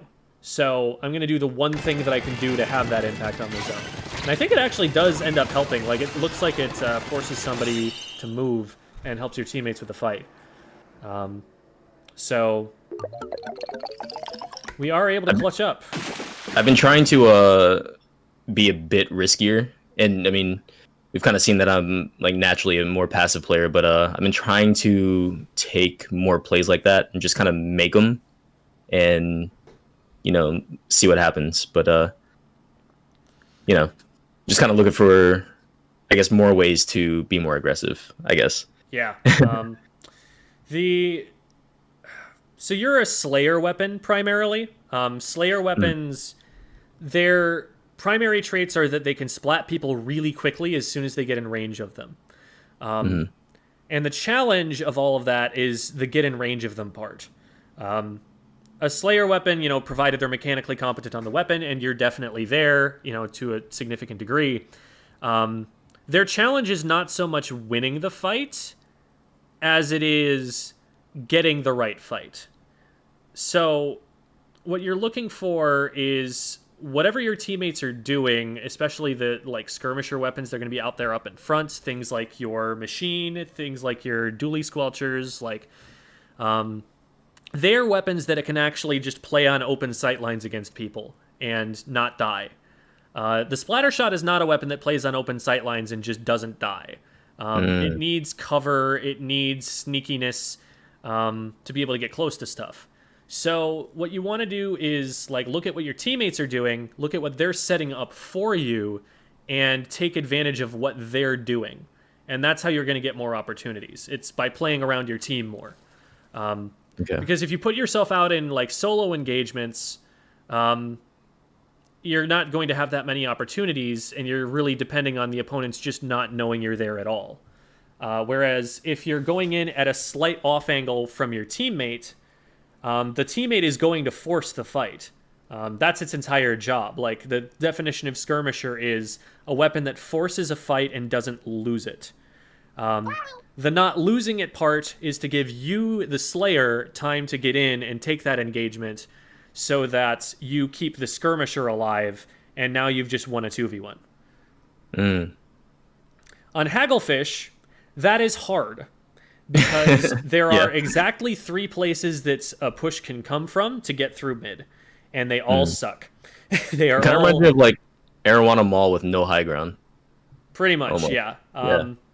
All of those options are very visible. have basically no cover whatsoever. There's the one little block in mid, and there is maybe like the ledges, kind of, sort of, if you're going right or left. And otherwise, you're seen if you're going any of those ways. Yeah. So it's going to be a little slow at first, and it's going to take some picks, but your goal as a team is to get from your base over here to this area and gain control of this. Because once you're here, you've got options. Once you're here, you can really kind of start locking them out. It's just you need to get here and get enough paint on the ground that your teammates can safely move through before something is shooting at them. And that's what makes this really hard. And that's why I struggle on this map myself as a Splattershot player. I've been considering picking up 52 specifically for this map, and maybe even just this map mode, because it's so hard to get through mid for me. Like, Trizuka is solid here. There are definitely spots you can hit with it, but I'm finding more and more that as soon as people are recognizing there's a Trizuka in play, they're just going to hide behind one of these. I'm going to get maybe one shot, and then everyone's going to be hiding somewhere, and we're going to be back to square one. So that's something that has been on my mind and that I need to test out and see what I think about. But having a wall here is a really huge deal. I think, like, Squeezer might actually be a stronger choice in a competitive setting than a Splattershot for Trizuka here, because the wall has so much utility for getting you through these tough choke points, and the extra range helps a lot with being able to take better fights. So that's something that's been going through my brain. Like, it might just be that your weapon struggles here on this particular map. But those aren't fully formed thoughts yet either, and that's something that I'm still working my way through in my head. Right. So, do you have any questions for me? Yeah, I've kind of asked one of them already. It was just dealing with backliners. I'm a nerd. I wrote some down. I'm sorry, but so you were just mentioning how specifically on this map you would probably pick up 52. Based on my play, because I'm kind of looking to branch out. Are there any weapons that you think would be a good fit for kind of the way I play, or would be a good fit to kind of learn the Slayer role more? Because in Splatoon 1 and 2, I primarily played... Well, I didn't know the roles back then, but I primarily played Anchor just because I like Splatlings. So I'm kind of branching out with this one and looking for more things to play, you know? So you might actually make a really good Nautilus. The kit on Nautilus right now is not great, but there will be a more aggressive kit. And when it happens, Nautilus is going to be meta again. It's just too good a main weapon. And your tendency to position a little bit more on the passive side would not be punished anywhere near as hard there, while you're still able to push up and take aggressive fights, and you'll have the range to do that and the kill time to do it. You've got the aim. I think that would be a good choice for you. If you're trying to really force yourself to learn the Slayer role and to find the fights that are good for you, Tri-slosher might actually be a good call. That weapon is a little bit underpowered right now, in part because it only has a Toxic Mist for a sub. But it will train you that you are only going to get anything done if you can sneak into difficult places, if you can catch people who aren't looking at you. Even the inkjet forces you to learn these things, because in order to inkjet safely, you need to find a good inkjet spot first. Right. And it's really getting into position to use that weapon that is the hard part, and not getting the fight win yourself. So, since that positioning part is something that you're trying to learn, that's a weapon that would force you to learn it. Okay. I haven't really messed with sloshers all that much. I've played Explosher, but yeah. You know, I think I'll play some Tri today. Biggest thing mechanically with Tri is just that you have a slower fire rate, but the aiming is not the hard part with that weapon. It's one of those weird weapons where normally in Splatoon, the hardest part is getting in and finding your aim. And with the Tri-slosher, there are two parts of this. You have to get in, and then you have to find your aim. usually the easy part is getting in, and the harder part is actually hitting someone. And with Tri-slosher, it's reversed. With Tri-slosher, it's very easy to hit your shots as long as you're in, and it's the getting in that is the skill, that is the hard part, that is the tactically big brain complex part. Right. Don't let anyone ever tell you Tri-slosher is brain dead, because the only thing that is easy about the Tri-slosher is aiming it. Finding the positions to actually take is definitely not easy. But especially, it's a little bit shorter range than the weapons that you're used to. It's probably closer to like a splash range, if I had to guess. Oh, okay. It's a little bit lower range, so you do have to gonna be take kind of some like getting right on used to, top yeah. of people. I haven't played Splash since 1, so it's gonna definitely take some getting used to. Yeah. So you definitely, try it out a little bit in the training room and stuff. But it's a weapon that doesn't paint super well, and it's a weapon that needs to get super close. And those have always been like fundamental problems of the weapon that it has to solve. Not that it's like taking it out of the meta necessarily, because there have been meta Tri-sloshers. In fact, well, okay, in Splatoon 2, it had more range at the beginning of the game, and it was just broken. But even after that, it was a meta weapon at some times. Right. But learning how to play around those weaknesses, I think, will train you to be looking for those good aggressive positions more on the splatter shot. So that's an idea. But Nautilus also, I think, would be a really solid choice for you, because it's still pretty aggressive, and it's still going to move up with its team and slay and take engagements. But it's also going to benefit more from playing a little bit safer.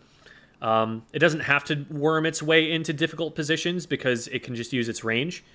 And you're going to be able to play off what your teammates set up for you a little bit better, because you're not going to be the furthest forward, and you're going to be able to see what they're doing first.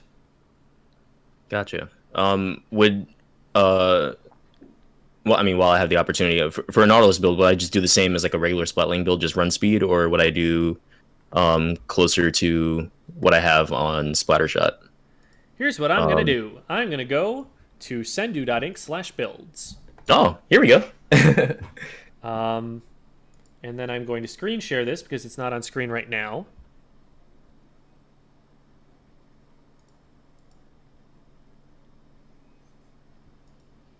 That is not the thing. Okay, there. Okay, so Shockwave is a high-level British player. British? Australian? I think Australian, actually. I might be wrong. I've seen the name Ferrari before.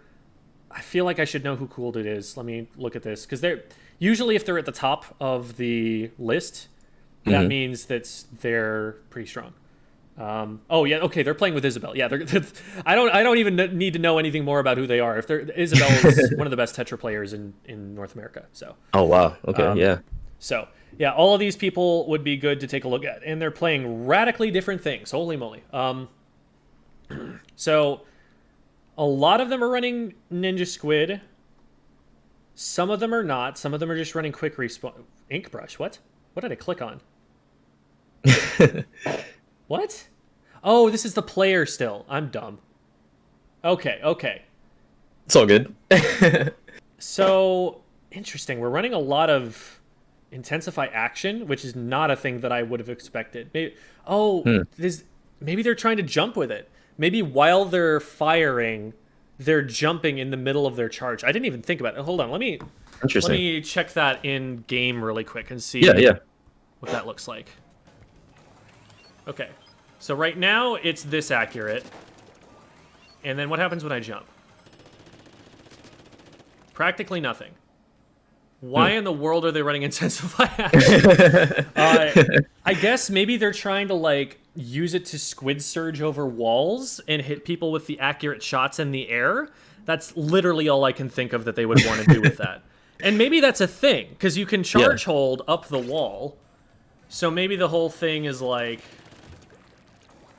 you're doing this. And is that what? That's interesting. I never really used Surge. I messed it up.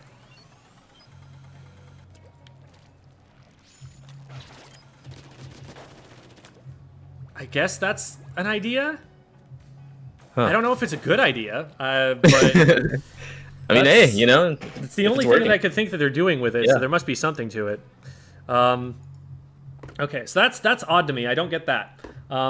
But I've seen this combination of run and swim speed before. I think that's I mean, for one thing, that's really common in Japan. But for another thing, Nautiluses benefit from both swim speed and run speed because they can run while shooting, but they can also swim faster to get their charge to wherever they want it to be. So that makes a lot of sense to me, and I am seeing a lot of people... Like, you definitely want run speed. It is a splatling. But I'm seeing a lot of people run that combination of patches. But man, this is some weird stuff. I get LDE because the weapon is often going to play a little bit more of a supportive role because of its kit. So, you know, having it there so that you can get more ink storms out and stuff like that might be helpful. Or so that you can throw more point sensors and still be able to fight. But yeah, then the next biggest thing I'm seeing is... Okay, drop roller's a little bit questionable, I think. I would understand drop roller if it was an inkjet build, because then you get the double duty out of it. But you can drop roll after inkjet? Yes. I had no idea, actually. Wow. And then, yeah, it's mostly swim speed, run speed, is what I'm seeing. Okay. So yeah, for anybody who ever asks me anything about builds, I go there instead of telling you myself, because I do not main every weapon in the game. Yeah, the Intensify action is... I'm really curious so about that hard. now. Yeah. I want to go and watch Cool Dudes matches and see if what they're doing with that. Like, this Triton Cup paddling pool, like, those had to have been streamed. Hopefully there are at least a few matches with it, especially with a team that's that strong competing. You'd think I'd be able to go and see what their idea is with that. I can't think of... I mean, nothing... Nautilus doesn't really gain any benefit after, like, a squid roll or anything, right? I guess it just holds charge while squid rolling. Like, the thing with squid rolling is that Intensify action, like, improves your momentum carrying over after multiple squid rolls. Oh. I don't know why you would ever squid roll sequentially in this game. I don't think that... Maybe for getting around a corner, but that's something that you substrafe around faster. So why? Right. I don't get it. Weird. I'm sure there's something to it. I don't know if I want to mess around with it myself and figure it out. I'm not that good. But yeah, I would just go for the mobility stuff, because that's always going to be helpful. Right. All right. Yeah. Well, thank you so much for giving us your footage to look at on stream. Yeah, no, and thank you. For supporting me on Metafy. Appreciate that. Absolutely. And folks, we did it. That's, all four? That's Was that all the last four that we are going to be doing on stream. There is actually one more today, but Oh, really? that one is going to be off stream. All right. So I will be bidding you all farewell before then. Well, yeah, I appreciate it. I'm gonna probably play some games, see if I can pick up Tri-slosher and mess around with it and learn a little bit. And I do have a Nautilus build, but I didn't know it was a Slayer weapon. I've been playing it as a special spam support, so I'm definitely gonna have to redo that build. But yeah, it's exciting. It's exciting. I like having goals to work towards, so having new weapons to learn and whatnot. Yeah, so appreciate it. Thank you for having me on. Have a good one. See you, chat. Bye, guys. Have a good one. So, I will have that lesson shortly, but I've got time to play a few games, so I'm thinking I'm going to go and do a little bit of tri-sloshing. Because I've been meaning to look back at this weapon. I tried it early on, and people were looking at it and saying, yeah, Toxic Mist isn't great for it. I mean, it works. It's just not the best. It's definitely nerfed from where it was. And I probably agree. But I did play Tri-slosher competitively in Splatoon 2. Like, I've played it in tournament sets. And it has inkjet, which I know how to use. So, like, it'd be good to get at least a little bit of play on it. Especially in case it gets a better kit and starts becoming a lot more useful later. So, let's get in there and play Mincemeat Metalworks Splat Zones with this thing. And hate our lives, because that sounds miserable, and I don't know how I'm going to push in.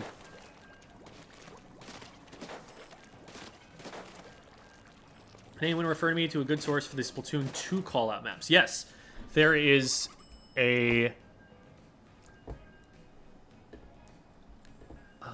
here. The Splatoon 2 callout maps are better established.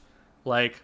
I don't believe anyone has put out an especially official list of Splatoon 3 callouts yet, so whatever you saw was probably specific to one particular team as far as I'm aware. This, however, is used by the vast majority of the community.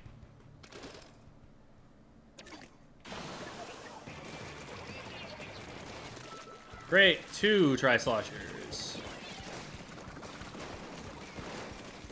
Okay, thank you, E-Leader, for saving my butt. And that is what we like about the Tri-slosher. You can be hitting 2 players at once. Oh, I did not realize there was someone there, and I need to run. But it's fine, because my teammates are there.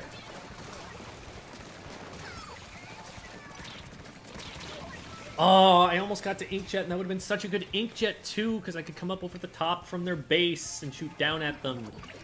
Ah, I'm so sad I didn't survive.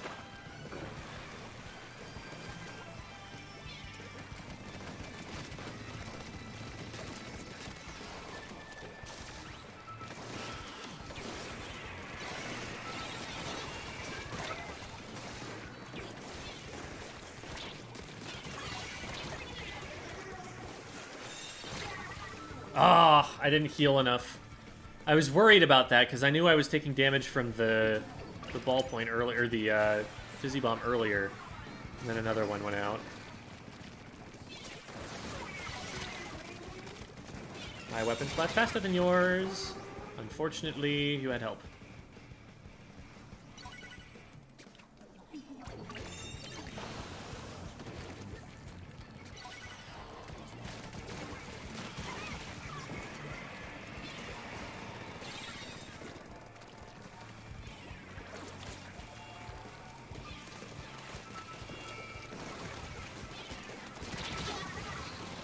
Alright. I knew that the Hydra was going to be, like, waiting somewhere to splat me for that, but at that point I was so committed, I was like, well, let's just go.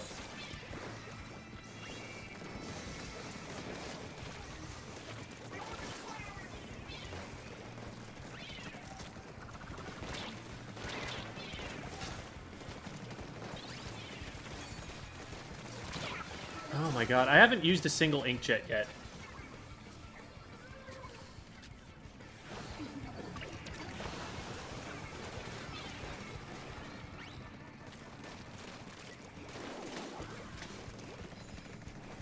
We don't have time for this. We need to go.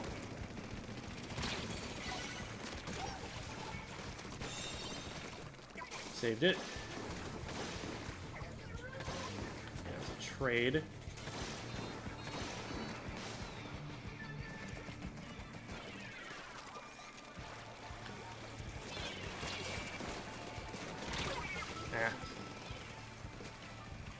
I was firing for way too long there before I realized that I was missing and that I wasn't in range. Needed to move further forward. If I slosh once and then swim into it, I have a much better chance of being able to win.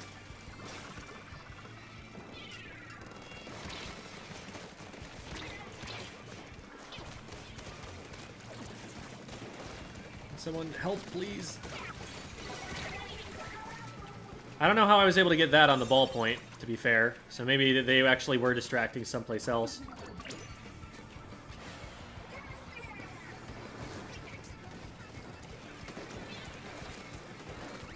So I know that guy's over here. And I got him there. We're not pushing in at the same time. Like, I'm pushing in, and then everyone's, like, watching me go in. And I don't know if that's, like, my fault for going in too early just yet. We do need to get zone here. Oh, no. I spent too long taking zone.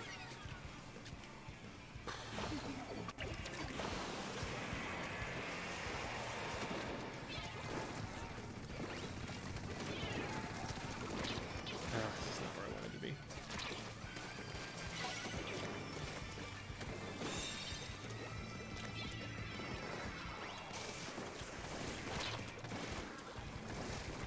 We do need to paint the zone from these fizzies.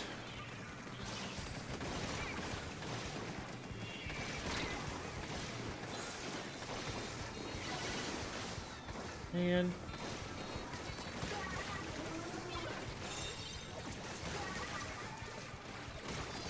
nice. We might actually win this.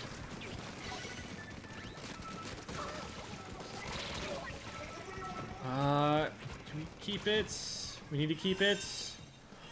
Oh my god, I think we did it. Keep the zone, keep the zone, keep the zone.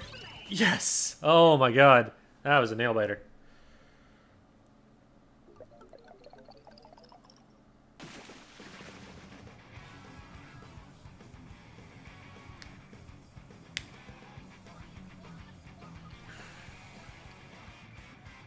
Three VODs per session. No, we only did one VOD per player per session. If we have a lot of time, then we might do a second one. But that's about it.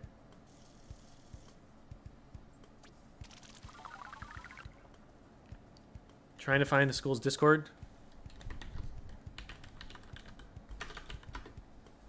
There you go.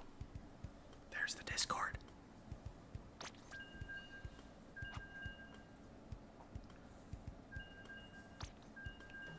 Yeah.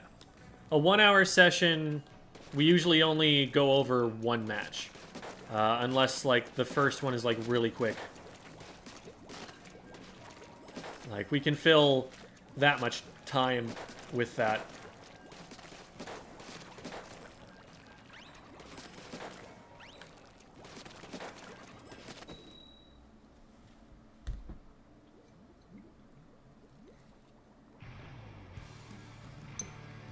Cuts your squid roll time? I don't think that's true. I think that's a misrepresentation of what it actually does. I'll go and take a look at it, but I'm pretty sure they move at the same speed, and that it's all about maintaining momentum as you do multiple of them in a row.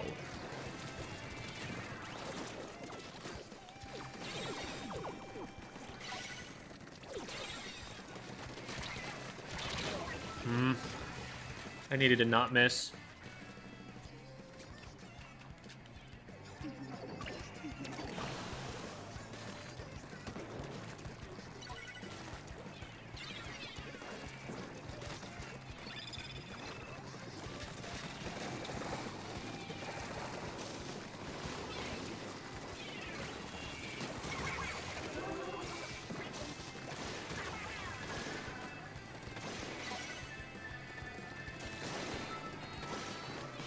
Well, of course they dodge rolled.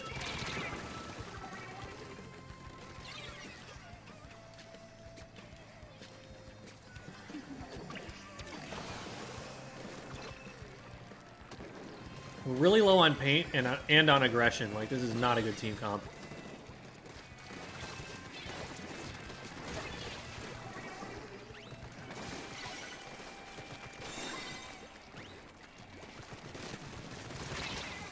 I knew I should have put a Toxic Mist down. I was thinking, like, wait, what if it's the dualies? Nah, it won't be the dualies. What are the odds?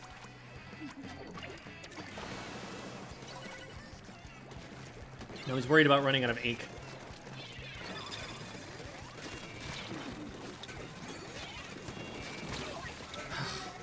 Man, we are really not doing anything about these dualies. They're gonna go wherever they want. There we go.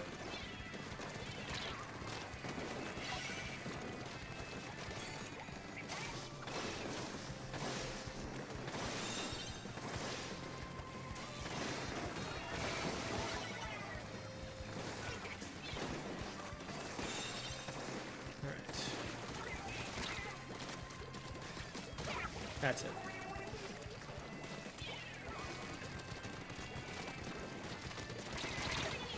Man, I needed to fire up at that player earlier. They were more of a threat than the player above me. I should have recognized that sooner. Okay, we're still up 3v2. Especially now that we're going to get these guys, right? Right? Or we're all going to die. Okay. I mean, I did too, so can't blame them.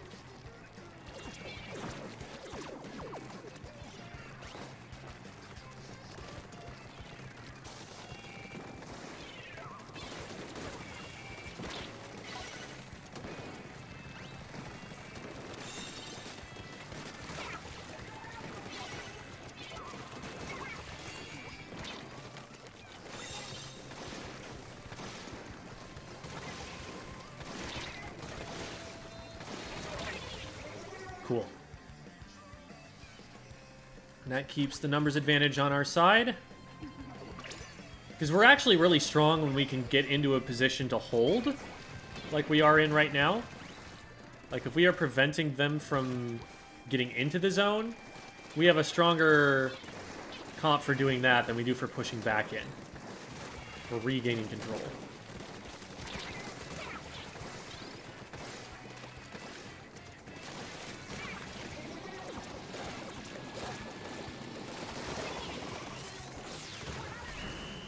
Nice. Yeah, like, we've got a Tri-slosher sharking under ledges. We've got the range of the Splattershot Pro, and if there's anywhere that an angle shooter is going to be useful, it's in finding people as they come back in from spawn. We have 2 backliners shutting down multiple angles. Like, that's a hard comp to push in against.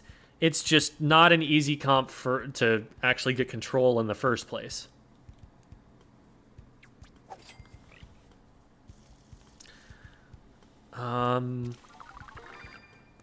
How would I go about finding comp players of a weapon I want to improve at, like Inkbrush, for example? Send it at ink/builds is actually not a bad way to do it. Like, anybody who's posting builds on that website that are ending up near the top, they're going to be a pretty strong player. And so you could maybe go and like look and see what their teammates are, maybe try to find them on Twitter or something, and try and find streamed matches from there.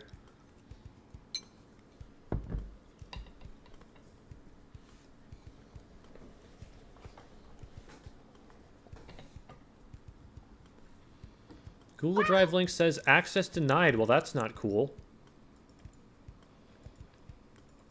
Because that's what it's supposed to be. Anyone on the internet with this link can view, is what I'm getting there.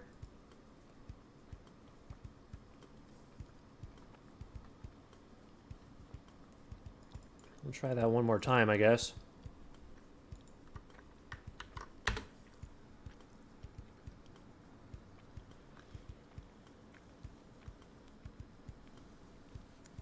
Sorted by most recent? I don't think so, because the players that tend to be towards the top tend to be pretty good. Maybe, okay, on the main page, yes, but when you sort by weapons, I think those are just top players that are showing up nearer the top.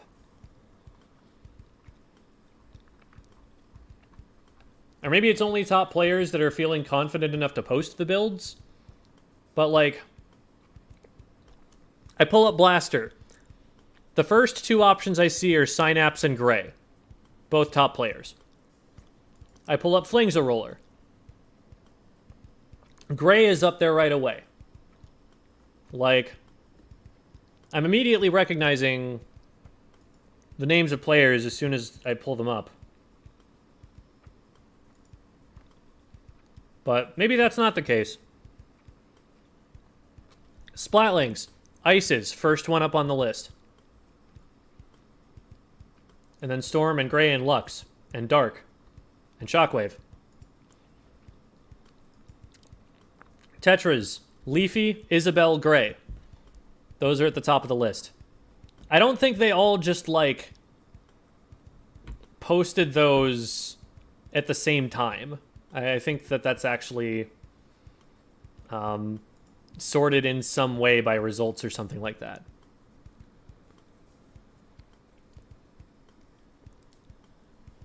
What's your opinion on a Tetris kit with Zipcaster?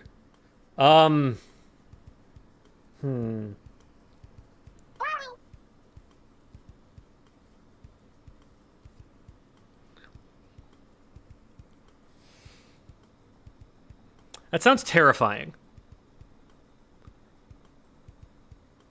I feel like that would actually be such a good idea, design-wise. I don't know if it would be good, but it would be really fun. And they should definitely do it.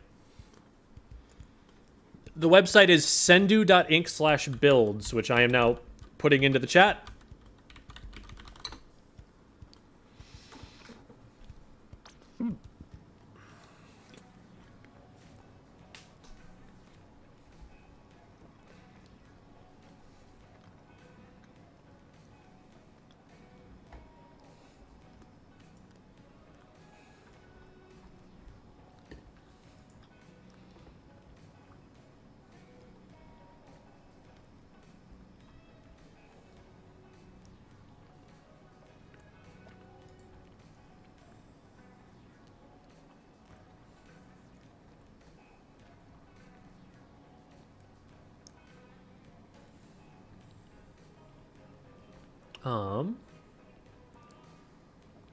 I don't know of a lot of players that are maining Squeezer right now. There were a lot of Squeezer players from Splatoon 2. I think if you go and find someone from Splatoon 2 who is playing V-Squeezer, you're going to get a very similar sense of how the weapon's played. Because it didn't have Inkzuka, but it had Stingray, which was similar positioning that you want.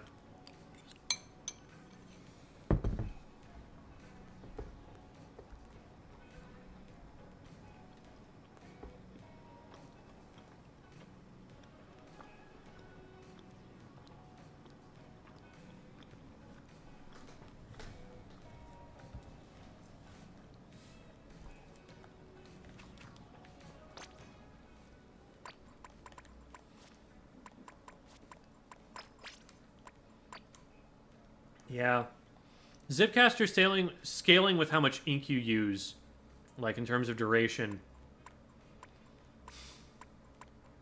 definitely might be a problem for a Tetris that had Zipcaster.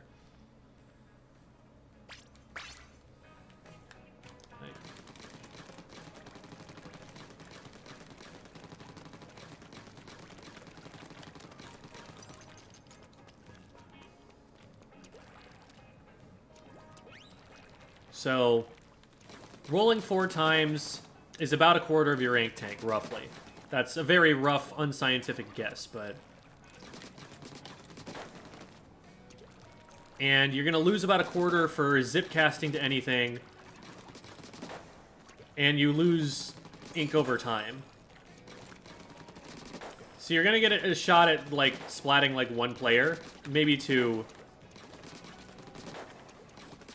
If you can use those 4 rolls really efficiently. But usually when you splat someone with this weapon, you're rolling at least like 3 times. Doing that sort of thing. Maybe twice if you're really fast on it.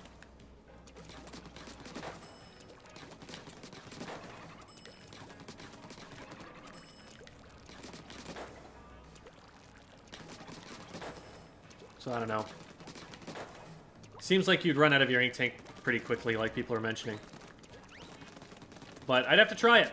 I'd have to try it to be able to say. I have not. Alright. Well, we are coming up on time here for the next VOD review, and this one they have asked specifically for it not to be on stream. So I am going to be closing things down here at the end. We're going to go and raid Marty. Marty is an absolute Salmon Run legend. Even back in Splatoon 2, every cool thing that wowed me that I ever saw about Salmon Run was from Marty's Twitter page. So, French player who is a huge member of the Salmon Run scene, and deserves an awful lot of attention. we're going to go and raid Marty.